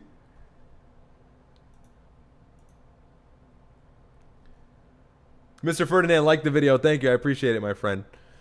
Thanks for the 2. What makes them so dangerous? Their goals are not in this life. Meanwhile, Muslims are winning primaries in the Senate for Michigan. Notice, this movie is depicting and portraying Muslims one way, and Muslims are actually winning potentially seats in the Senate and the House come November. Muslims are winning mayor for New York City. Are they like bombing movie theaters? This is just not going to work. This is not going to work. Muslims are going to Harvard, they're going to Yale. They're well-spoken, they're smart, they're witty, they're charismatic, they're funny in some ways. And then Ben Shapiro drops this movie that wouldn't even have any currency in 2010, let alone 2026. But the next. Anyone? I got friends here, I can't just leave. Listen to me! Illallah. We cannot run or hide from what is coming. We have to fight. I will be rewarded 10,000 times. And then this, you got to think too, this is dangerous For any boomers that do buy the slop, for any dummies that do buy the slop, there's still people that support this GOP and show for Trump to this day. Despite the war in Iran, they all support it. You know, what are they going to do when they see a movie like this? This is the same situation with Citizen Vigilante. Now we're bringing it to the United States. So there is a very controlled, very precise effort to make Muslims look even worse than they ever have. And you gotta be very careful. You gotta clock this shit. Obviously pushed by, and of course, a Zionist agenda. So, and then what does Israel do? Paired along with the United States, flood Spain's border with 50,000 Moroccan migrants and make the world hate Muslims even more. Then they dropped Citizen Vigilante a few months ago. Now they're dropping this movie. It is calculated. It's obviously calculated, but again, it isn't working. Israel has sustained so much damage from the media over the last 2.5, 3 years with their military offensive in Gaza, or their defensive actions after the 7th of October, whatever you want to call it. The genocide in Gaza is what we should rather call it. Israel has been fighting so much more and fighting so much harder to win back the favorability of the youth. But now, even if the youth starts to hate Muslims, that won't make them jump back on the Zionist side. They'll just hate Muslims and Zionists. And that's a problem for Zionists, because everybody's always hated Muslims. There's no difference there for us. It's never been the case that people have hated Zionism this much, though. People are keenly aware of what neoconservatism is. So they think that they're doing something. They think that they're winning. They are shooting themselves in the foot. And the DSA candidates are flooding. They're pouring out and they're coming out swinging with talking points, and they smell blood. So stuff like this carries little to no weight anymore. And of course, like, why do I even need to spell it out? But it's important you guys understand this is all calculated. Legislation is passed just a few months ago to recognize Ceuta, which is the Spanish enclave in North Africa right next to the Moroccan border, on the Moroccan border. So it's not actually in Spain. And as a result, when the United States did this, Morocco just magically opened up the floodgates to allow 40 or 50,000 migrants, more than we've ever seen before, the largest wave seen in history, to flood the Spanish border on the coastline and effectively take over the city, almost annex it. More people flooded the damn border than the amount of inhabitants in the city, than the population of Ceuta. And Ben Gvir tweets on X, all happy about it. And obviously we know Spain has stood firmly with Palestine from the beginning. And the United States and Morocco and Israel are all very close. And Morocco's on the Abraham Accords. And Morocco has deep relations with the Israelis and Jews. And they have had those relationships for years and decades. It just doesn't span back to 2020. It goes deeper than that and far beyond that. And so you think about all of that. Obviously, that's coordinated. And it's coordinated just so conveniently so that Muslims look really bad in that situation. So in that case, people should be mad at the leadership and the governments, not necessarily the Muslims. Of course, third world Moroccans are going to try and flood Europe and get citizenship and travel around the EU. What else would they do? Sit there and say that's not right? Obviously, third worlders are going to try and leave their country legally or illegally. That's why Mexicans flooded the border when Biden opened up the border in 2020. In 2022. So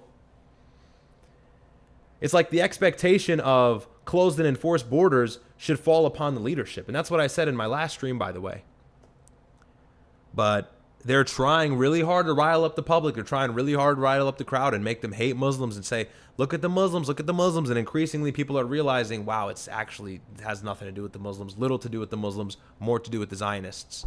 So these are the last ditch efforts, and they're just comical at this point. They're comical and they're cringe. So enough of this slop trailer, honestly. And this is probably going to get my stream cooked. So we're done with this slop, this pile of slop of a trailer. We'll go through more of the reactions from the Republican Party on Sayed's win. Let's see. Sandy Balls, nice name. Thank you for the $6.90. W Ryad, appreciate you. Let's get back to this here. Is that where the energy is? They want to cancel Thanksgiving? They're crazy enough, yes. They want to cancel Thanksgiving. They want to cancel Christmas. Look, these communists hate America. They hate capitalism. Al-Qaeda is also an Islamist, as is Mamdani. And look, you see... Can't even say his name right. Can't even say his... Do you get it now? Do you get it now? Can't even say his name right. Are you going to attack the people, or are you going to argue with their talking points? of course you'll continue to get crushed if you're going to counter signal like this. The green-red convergence, where the communists and the Islamists, they want Sharia law, they hate Jews, they hate Christians, they hate capitalism, they hate America. All of this is coming together in a way that is really a toxic, toxic stew. Is that where the energy is? Yeah.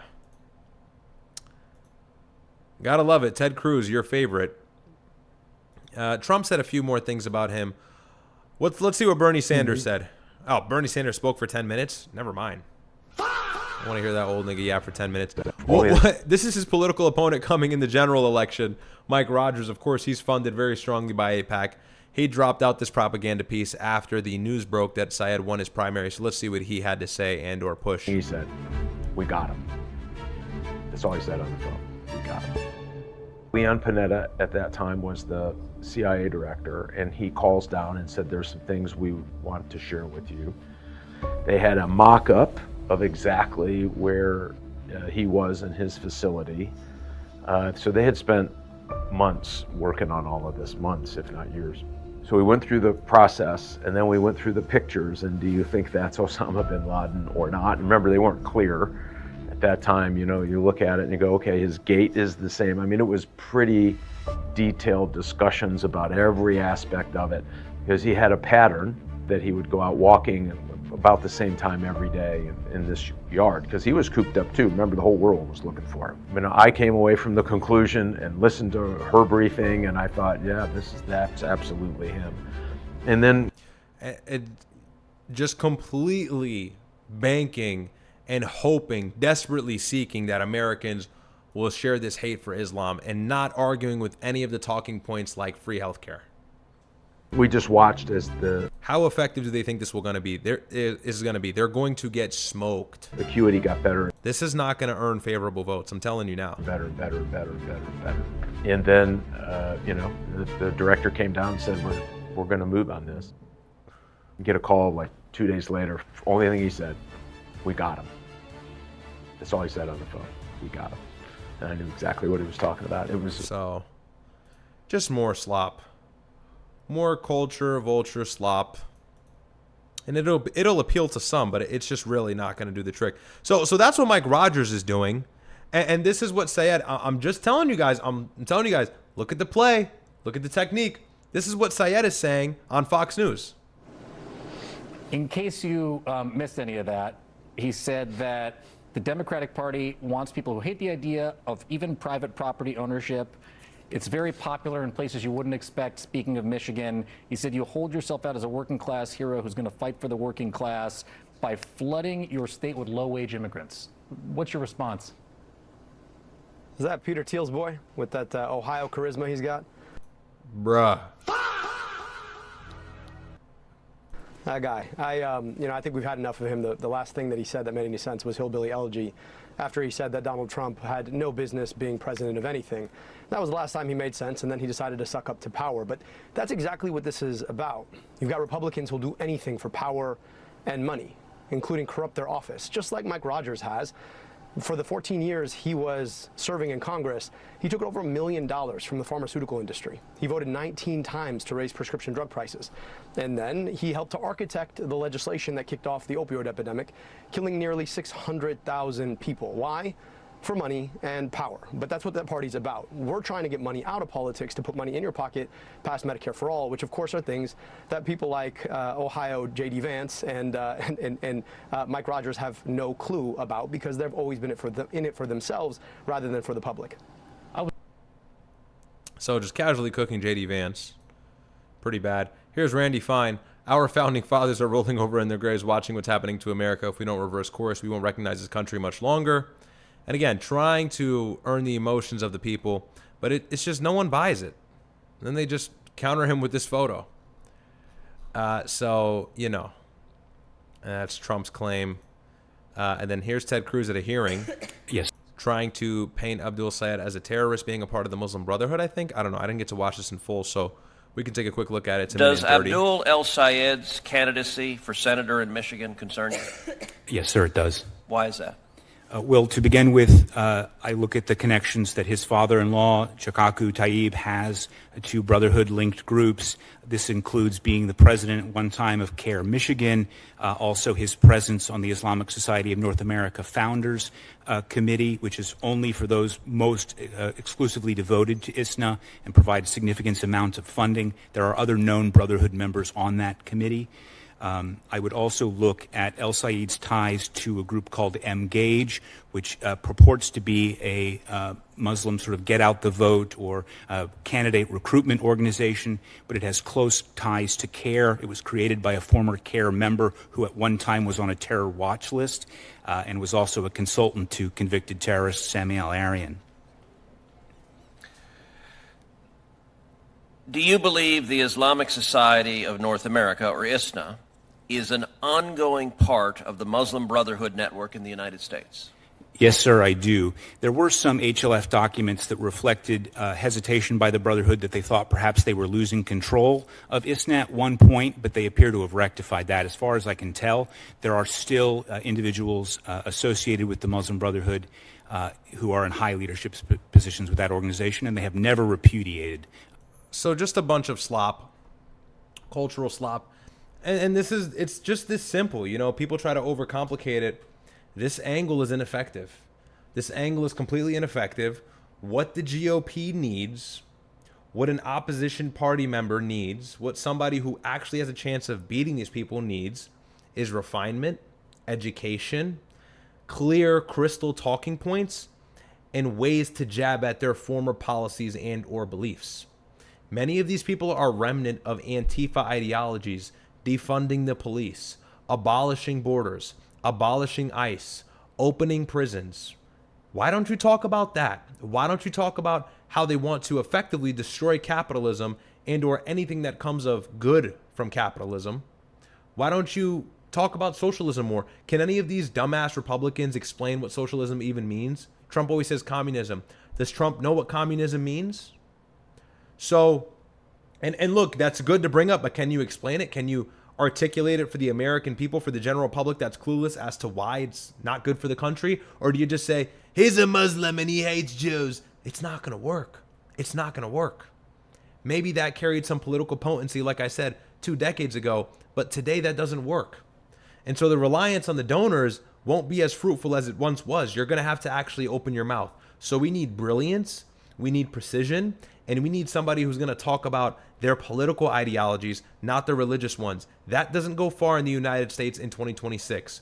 The populace has changed their minds. They're not worried about Islam. They're not worried about Muslims. They're talking about the genocide in Gaza.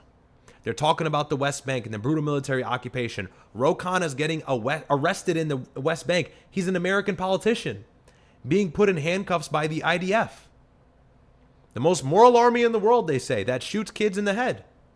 They're occupying southern Lebanon. They're occupying the Golan Heights. They're encroaching upon borders. They started a war with Iran and dragged us in, and everybody knows now. It's not a conspiracy. And what do these guys do? As Iran is fighting Israel, everybody hates Israel. As Iran is low-key looking like the hero to many Americans, what do these people do in the GOP? They go, well, the Muslims, they're terrorists. That's not going to work. You need refinement. You got to talk about how they're Antifa. You got to talk about how they were going for the COVID vaccine and forcing everybody to get it. That's what you got to talk about, not the Islam. That doesn't work anymore. And it stopped working after 2024. It really lost all its potency then. So the right wing needs a severe and strong misdirection, and it's probably going to have to get worse before it gets better. And maybe that means Democrats completely take over, because the momentum is already real noticeable, and the snowball effect may have already began. So best described by his words of money out of politics, money in your pocket, Medicare for all. And if those simple commitments and beliefs are what drives Representative Johnson to these kinds of conclusions, I think it shows you how deeply out of touch the Republican Party is with the concerns of working class Americans. Because what we have seen is, despite him facing more than $60 million in outside spending, he was able to prevail with a focus on a cost of living crisis and the way in which healthcare is exceedingly out of reach for those who have helped to make this country what it is. First, I'd just like to... So that's his reaction. Congratulate Dr. Abdul El-Sayed. So that's his reaction. Let's see. We'll get into the Iran situation. Let's jump into that. I have an article here. I had an article about the election, but really, what do we need to read about that? It's pretty simple and straightforward. So I have a few articles here. We can get some updates from CNN. Here's the latest, just to give you guys a quick briefing before I read some chats, and then we'll go into the news article and maybe some videos. So the Hormuz deal is as follows. Iran and Oman are close to finalizing a proposed framework for commercial shipping through the Strait of Hormuz. Tehran's deputy foreign minister said the agreement would not automatically reopen the waterway, he warned. Iran has also denied any direct negotiations with the United States. Saudi Arabia, the kingdom is facing for multiple coordinated attacks by Iraqi militias working with Iran-backed Houthi rebels, a Saudi official told CNN, as the Middle East conflict threatens to broaden in the region. Earlier, the Yemeni militant group said it carried out a large-scale military operation against Saudi troops. Weapon supply. President Trump has privately complained that reports of the Pentagon's dwindling munition stockpile make the U.S. appear weak in negotiations, senior U.S. officials said publicly. He claimed the U.S. has massive amounts of munitions, or rather, publicly it was said that the U.S. has massive amounts of munitions. And we have a couple pieces out of what I believe to be the Washington Post. Get a look at this. This was reported today, earlier this morning, I believe. Yeah, it was 7:36. Trump lost his temper and clashed with Secretary of War Pete Hegseth at Camp David on Friday over extreme U.S. munition shortages that have limited U.S. military options with Iran, with Trump demanding answers from Hegseth as he thought the munitions issues had been fixed. Hegseth defended himself by blaming his deputy Stephen Feinberg for the shortages, prompting Trump to make a very angry phone call to Feinberg on Friday evening, with Feinberg then hastily convening a crisis meeting of senior military and defense acquisition officials that night to address ways to quickly replenish weaponry. Hegseth was one of the biggest early advocates for taking military action against Iran, convincing Trump it would be a quick and relatively easy win. But the ATACMS stockpile is now drained to the extent that there is basically none left, with the U.S. having used more than 1,300 Army tactical ballistic missiles in the initial weeks alone, and it could be years before U.S. inventories are rebuilt. And we've read this several times, right? This has been alleged for so long, but we've read this several times from CNN, from the New York Times, from now Washington Post, and other mainstream outlets and press have reported they're hearing rumors out of the Pentagon that our defense munitions primarily are THAAD systems, which we previously borrowed from South Korea in the middle of the war, and our Patriot missile interceptors, which is responsible for keeping the airspace and the Middle East safe for the most part, has run low. And maybe that's why we've been reluctant to reignite conflict with Iran, not even because of the fact that it's asymmetric or it's more expensive for us to defend their airspace than it is for Iran to attack it, but we may not even have what it takes to defend the airspace anymore. And so if that's the case, how badly does the United States have to bend the knee to Iran? And the answer is to a very catastrophic degree, because Iran controls the Strait and they are purposely excluding us from negotiations about the Strait and rather talking with their neighbor that also controls the Strait, being Oman, on the opposing side of the 21-mile passageway. And so they've got a control and a death grip on the world's energy. And this is also out of several mainstream outlets as well, but thankfully and conveniently enough, this Twitter page has compiled it all for me to report to you guys. Iran is demanding a fee of 7% on all commercial ships passing through the Strait of Hormuz, with Chinese and Russian vessels exempt from the fee. Look at that. While Oman is discussing smaller fees of around 3%, and the U.S. wants no fees at all. This is per Reuters and an Iranian source. A senior Iranian official says the proposed deal gives Iran control over ships entering the Gulf through the Strait of Hormuz and is one of the biggest concessions yet to Iran, meaning the war launched by the United States and Israel in February had resulted in a major shift in the balance of regional power in Tehran's favor. Another Iranian source, however, cautions that the devil is in the details and that a single tweet from Trump could cause the whole thing to collapse. And this is what Robert Pape and several other experts have been saying before the war started, and people called him crazy for it. I believe, if I'm remembering correctly, he said, if we ignite this conflict with Iran and we join Israel in striking them, at some point this spring, Iran will become a fourth world power. They'll be a middle power or a fourth world power, and they will, at some point in the future, possess a nuclear weapon, a primitive nuclear device, and we will no longer be able to ever exercise brinksmanship and or attack Iran again, because they'll have a nuke. And once a country has a nuke, it's hands off. Of course, you know that. Look at North Korea. So really, this has just become worse and worse as time has progressed. And it's because the administration made a key mistake. What was that key mistake? That 14-day back and forth.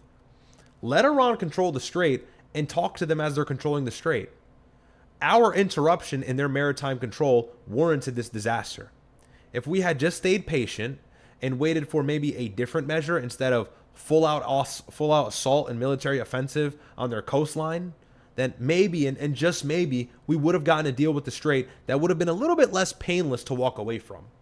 And we kind of had some semblance of that throughout the midst of these negotiations and then the memorandum of understanding. And we told Iran, look, we'll give you $300 billion.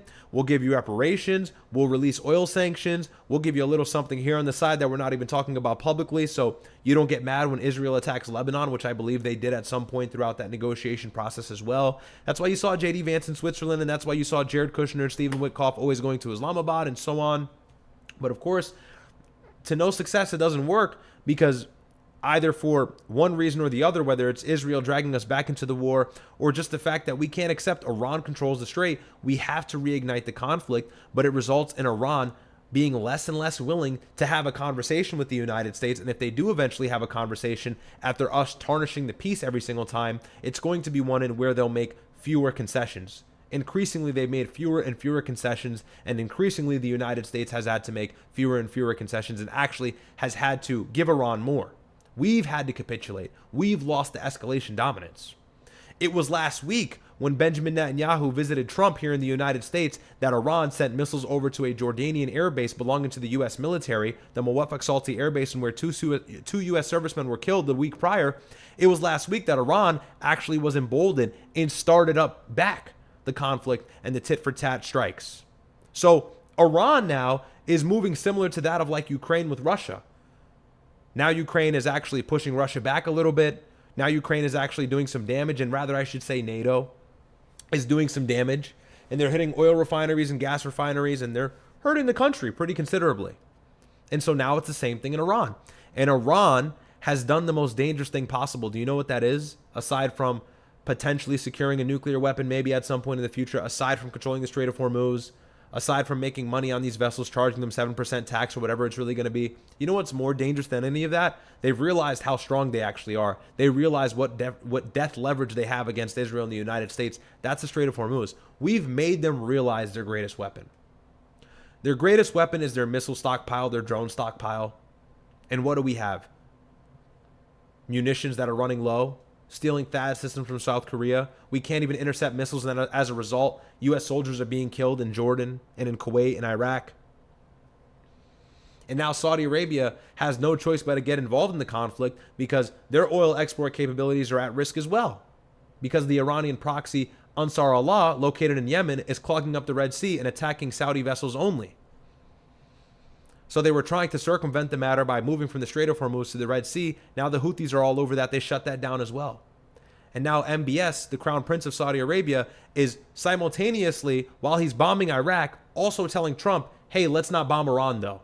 Hey, let's not bomb Iran. And you got to think, wouldn't Saudi be the most desperate to bomb Iran? They're the ones suffering arguably the most. They're the ones who can't export any oil. But despite this, allegedly out of Axios and other mainstream press articles, MBS is begging Trump not to bomb Iran. He's begging Trump not to pull the trigger again. But wouldn't they be the greatest beneficiary? Only if we could win.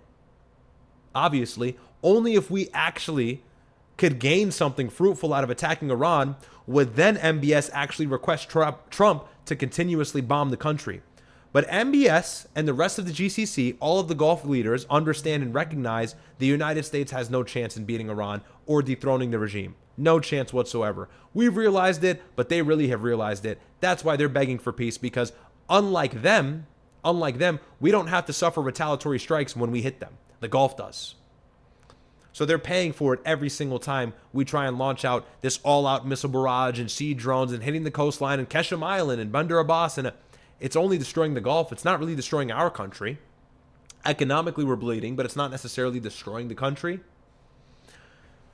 So, you know, and we've had no real escalation since then, but now Iraqi militias, Iraqi proxies belonging to Iran are now vowing to hit Saudi oil infrastructure. And so the kingdom is preparing for that. The Houthis are vowing to continuously fight back. And so There's a second front to the war with the Houthis in Saudi Arabia, conflict we haven't seen since 2022. It really isn't looking good. It really, really isn't looking good. So this is out of Al Jazeera. Trump vows to find leakers after reports of depleted Iran war munitions. So this is the story that we were reading at first. We'll go back to it.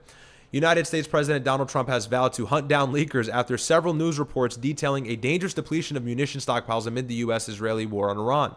While several reports had previously documented munitions depletion since the war began on February 28th, the latest reports painted a more dire picture. Reuters and CBS reported that the military had burned through nearly all of its offensive Army tactical missile systems and precision strike missiles, which experts could require relying on more perilous, or experts are saying this could end up having us rely on more perilous close-range and aerial attacks in the event of renewed escalation. A CNN report showing low levels of Patriot and Terminal High Altitude Area Defense, or THAAD, interceptors has caused greater concern, with experts noting there is no viable short-term alternative to the air defense missiles. Replenishments of pre-war stockpiles are expected to take years. Still, Trump on Thursday again denied that the U.S. faced any strategic disadvantage when it came to weapon stores after 5 months of war. The U.S. has massive amounts of munitions, especially of certain types, Trump wrote on his Truth Social account. He added that large amounts are being manufactured and shipped to the U.S. and as needed, and that defense contractors are building the largest number of plants and factories in our country's history. The leakers of these treasonous statements are being hunted down. Long-term jail sentences will be sought. And here's the Hegseth situation. In a separate post on Thursday, Trump defended Secretary of Defense Pete Hegseth, saying he was extremely happy with his stewardship of the Pentagon during the war. The president was responding to a Washington Post report that said Trump had confronted Hegseth during a cabinet meeting at Camp David last week, accusing the Pentagon chief of misleading him on munition shortages. The president reportedly charged that Hegseth told him the issue had been fixed. The newspaper reported that Hegseth, who has long championed militaristic approach to Iran, blamed Deputy Secretary of Defense Stephen Feinberg for the shortages and for failing to keep the president up to date. So, and we'll finish here. The report came as several Republican lawmakers have expressed increasing dismay over Hegseth's Pentagon leadership throughout the war. Trump called the story a fake and treasonous, and as he hailed the U.S. military operations in Venezuela and the war with Iran, which he said is going very well. Obviously, it's not. So, that's that. We're falling apart. Just full on falling apart here. And so it's just looking more and more demoralizing day by day. And, like I said, I always make a principle on stream. I don't like to fearmonger. I don't like to warmonger. I don't like to tell you guys this is the end of the world. And that's not what I'm saying necessarily, but I am saying that this is a pretty dire situation, a dangerous one that the United States really needs to see its way out of in the next few months. Otherwise, we're going to pay even more consequences than imaginable. And that's what all the experts, that's what the economists, that's what the analysts are telling us. So don't take it from me. Listen to anybody with credibility on this war. They all know it's a huge mistake. Let's see. We had some chats here. Like the video. Yep, got that. Thanks, Mr. Ferdinand. I live in New Jersey. Okay, this is from Righteous Touch. Thank you for the 5. I live in New Jersey. Muslims from all over here. Muslims are from all over here. Okay, you kind of had a typo there. I desire for them to assimilate, learn the language at least. Yeah, there's some enclaves. Like you got Patterson. You got Patterson, New Jersey. And here's the thing. Muslims, especially after generations, this is what the literature shows, they actually assimilate quite decently. At least West Asians do. So it's other groups that actually have a hard time assimilating, but I digress. Righteous Touch says, what are your feelings on Sharia law in America? It's never going to happen. Moran Ahmed, thanks for the $1. Appreciate it. Okay. All right. So that's really that. A couple other things that we were going to go over as well. Yeah, but you got some Arabic enclaves, right? You got Dearborn. You've got Plano, Patterson. So they're there. But let's see here. So we'll finish up this video with Abdul Sayed, because I told you guys we'd go back to this. And then from there, we may just wrap up because I don't really see anything else breaking. So let's get back to Congresswoman this. since 2018.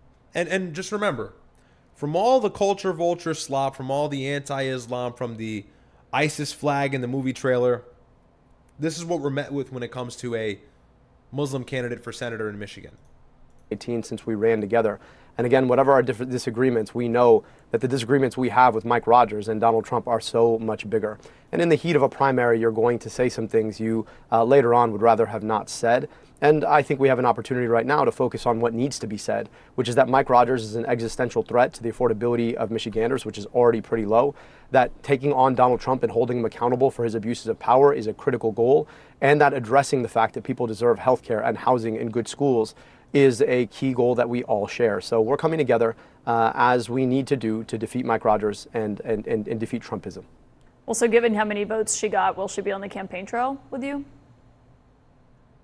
Look, I should hope so. That's a choice that she gets to make. But all of us coming together around the slate that we've built. And look, we've got some great candidates on that slate. You think about the Lieutenant Governor, Garland Gilchrist, Ellie Savitt, with whom I've worked during my time at the city of Detroit. Obviously, Jocelyn Benson, who won her campaign handily, our Secretary of State and soon to be governor.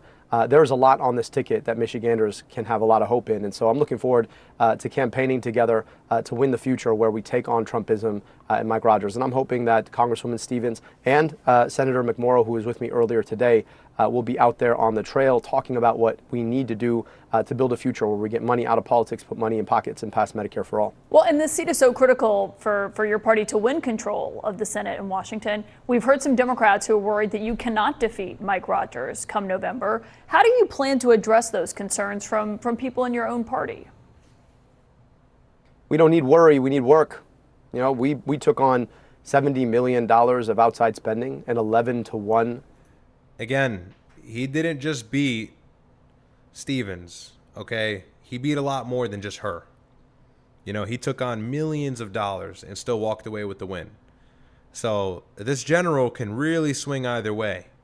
Say what you want, it can swing either way. Funding gap, spending gap on the airwaves, and we took it on because we did the work. 12,000 people knocking nearly 10,000 doors a day.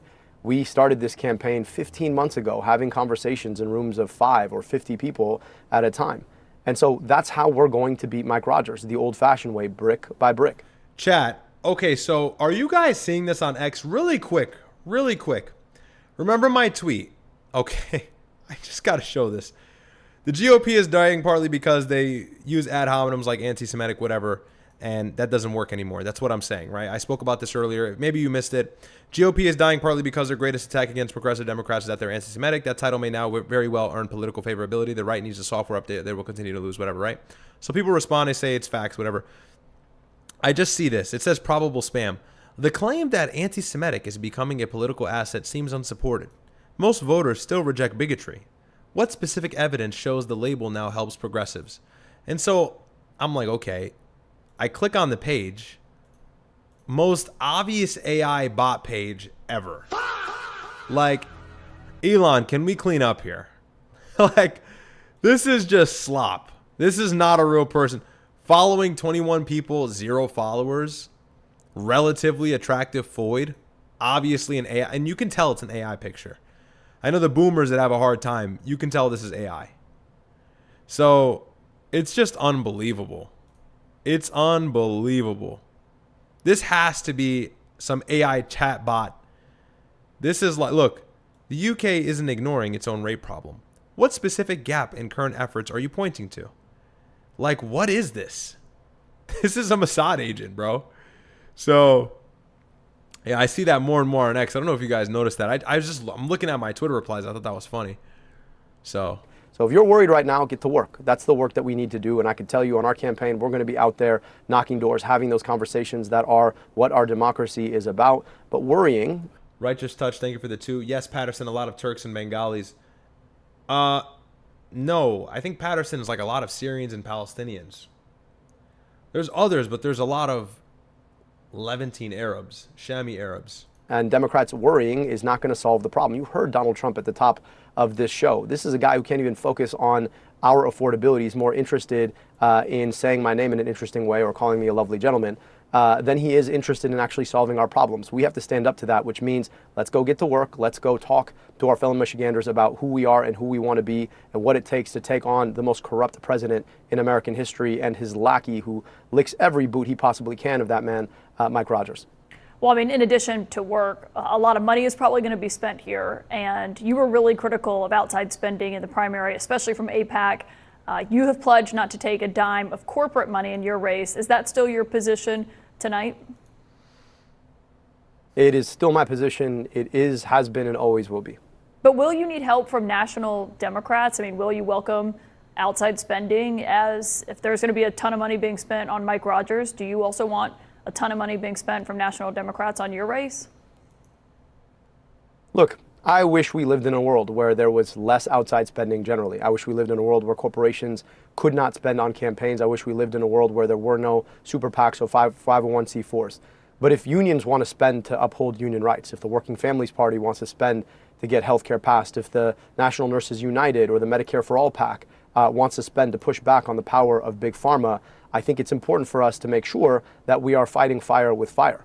But those are different things. If you're a corporation trying to corrupt a politician, just like Mike Rogers has been corrupted by the pharmaceutical industry, yeah, I think nurses coming in and saying, hey, we're going to bring some funds to help a candidate who wants to stand up to that industry, that makes sense. But I think we'd all rather live in a world where outside spending was not a thing. And look, the minute I hit the U.S. Senate, I am working toward that world. I want to end Citizens United. I want to ban super PACs and 501c4s and all of this dark money infrastructure that has allowed corporations and special interests to corrupt our politics.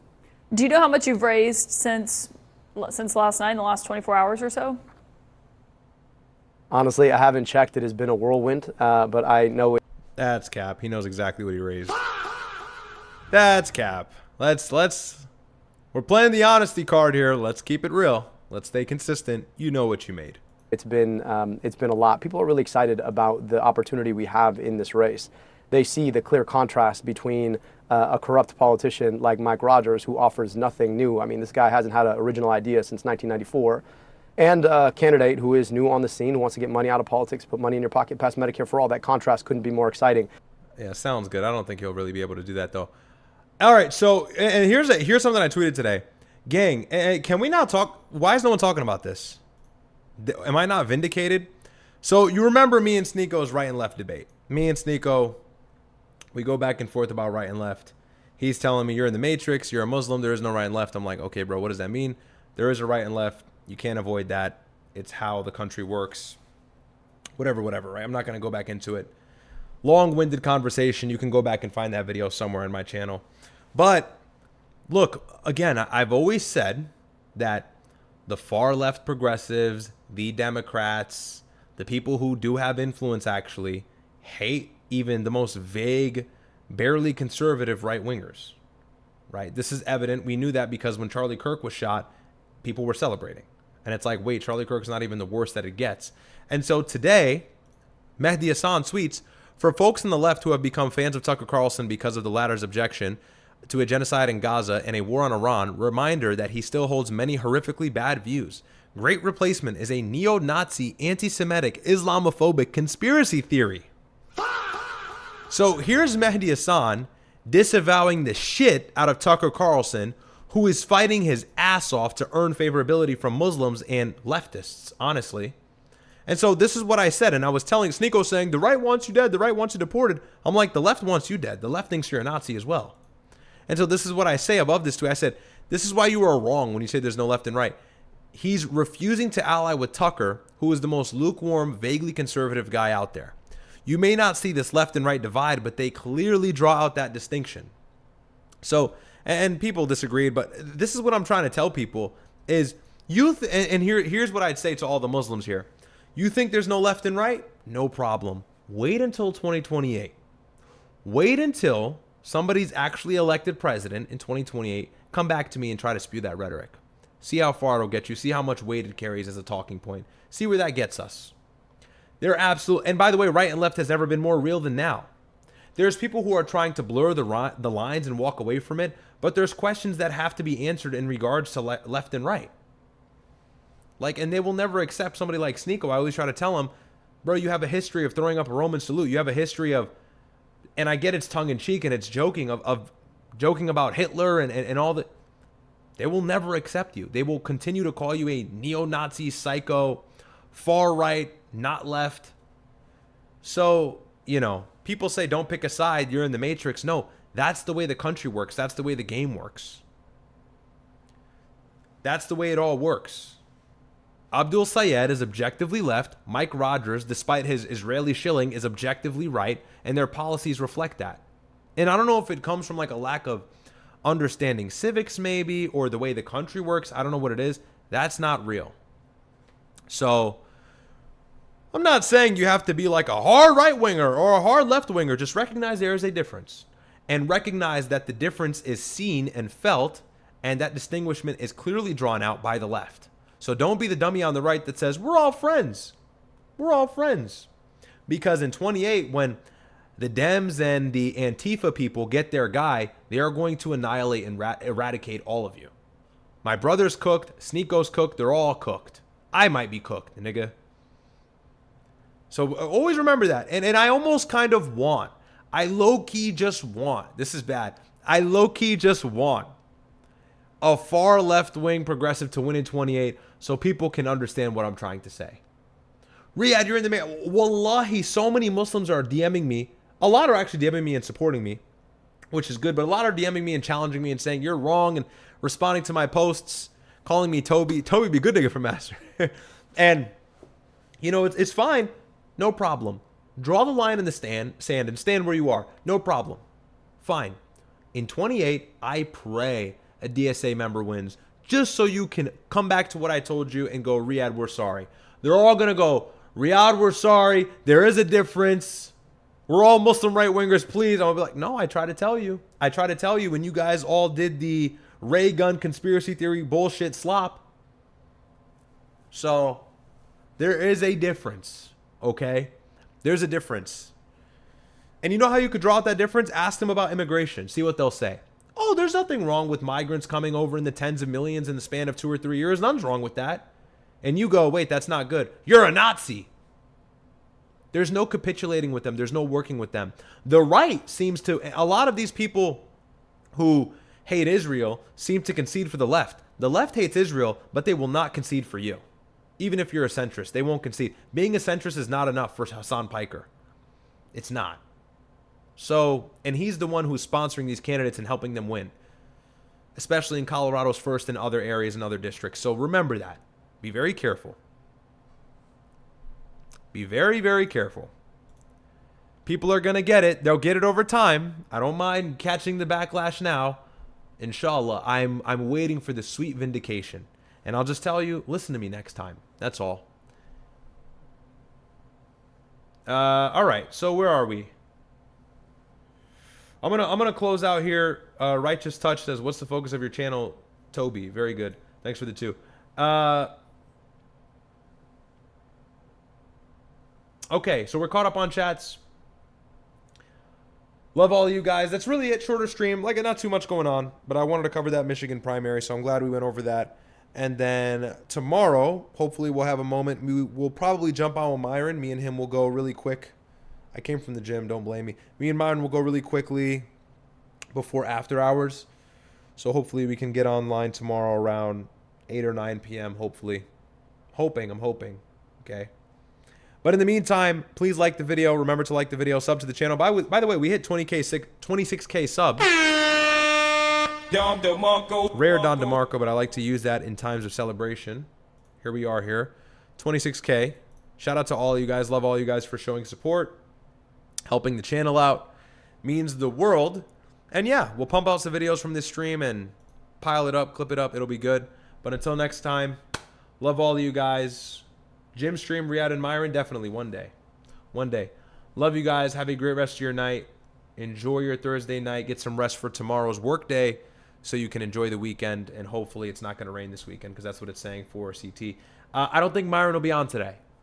If he does, it'll be late. He's tired. So, love all you guys. Peace out. Have a great rest of your night. God bless.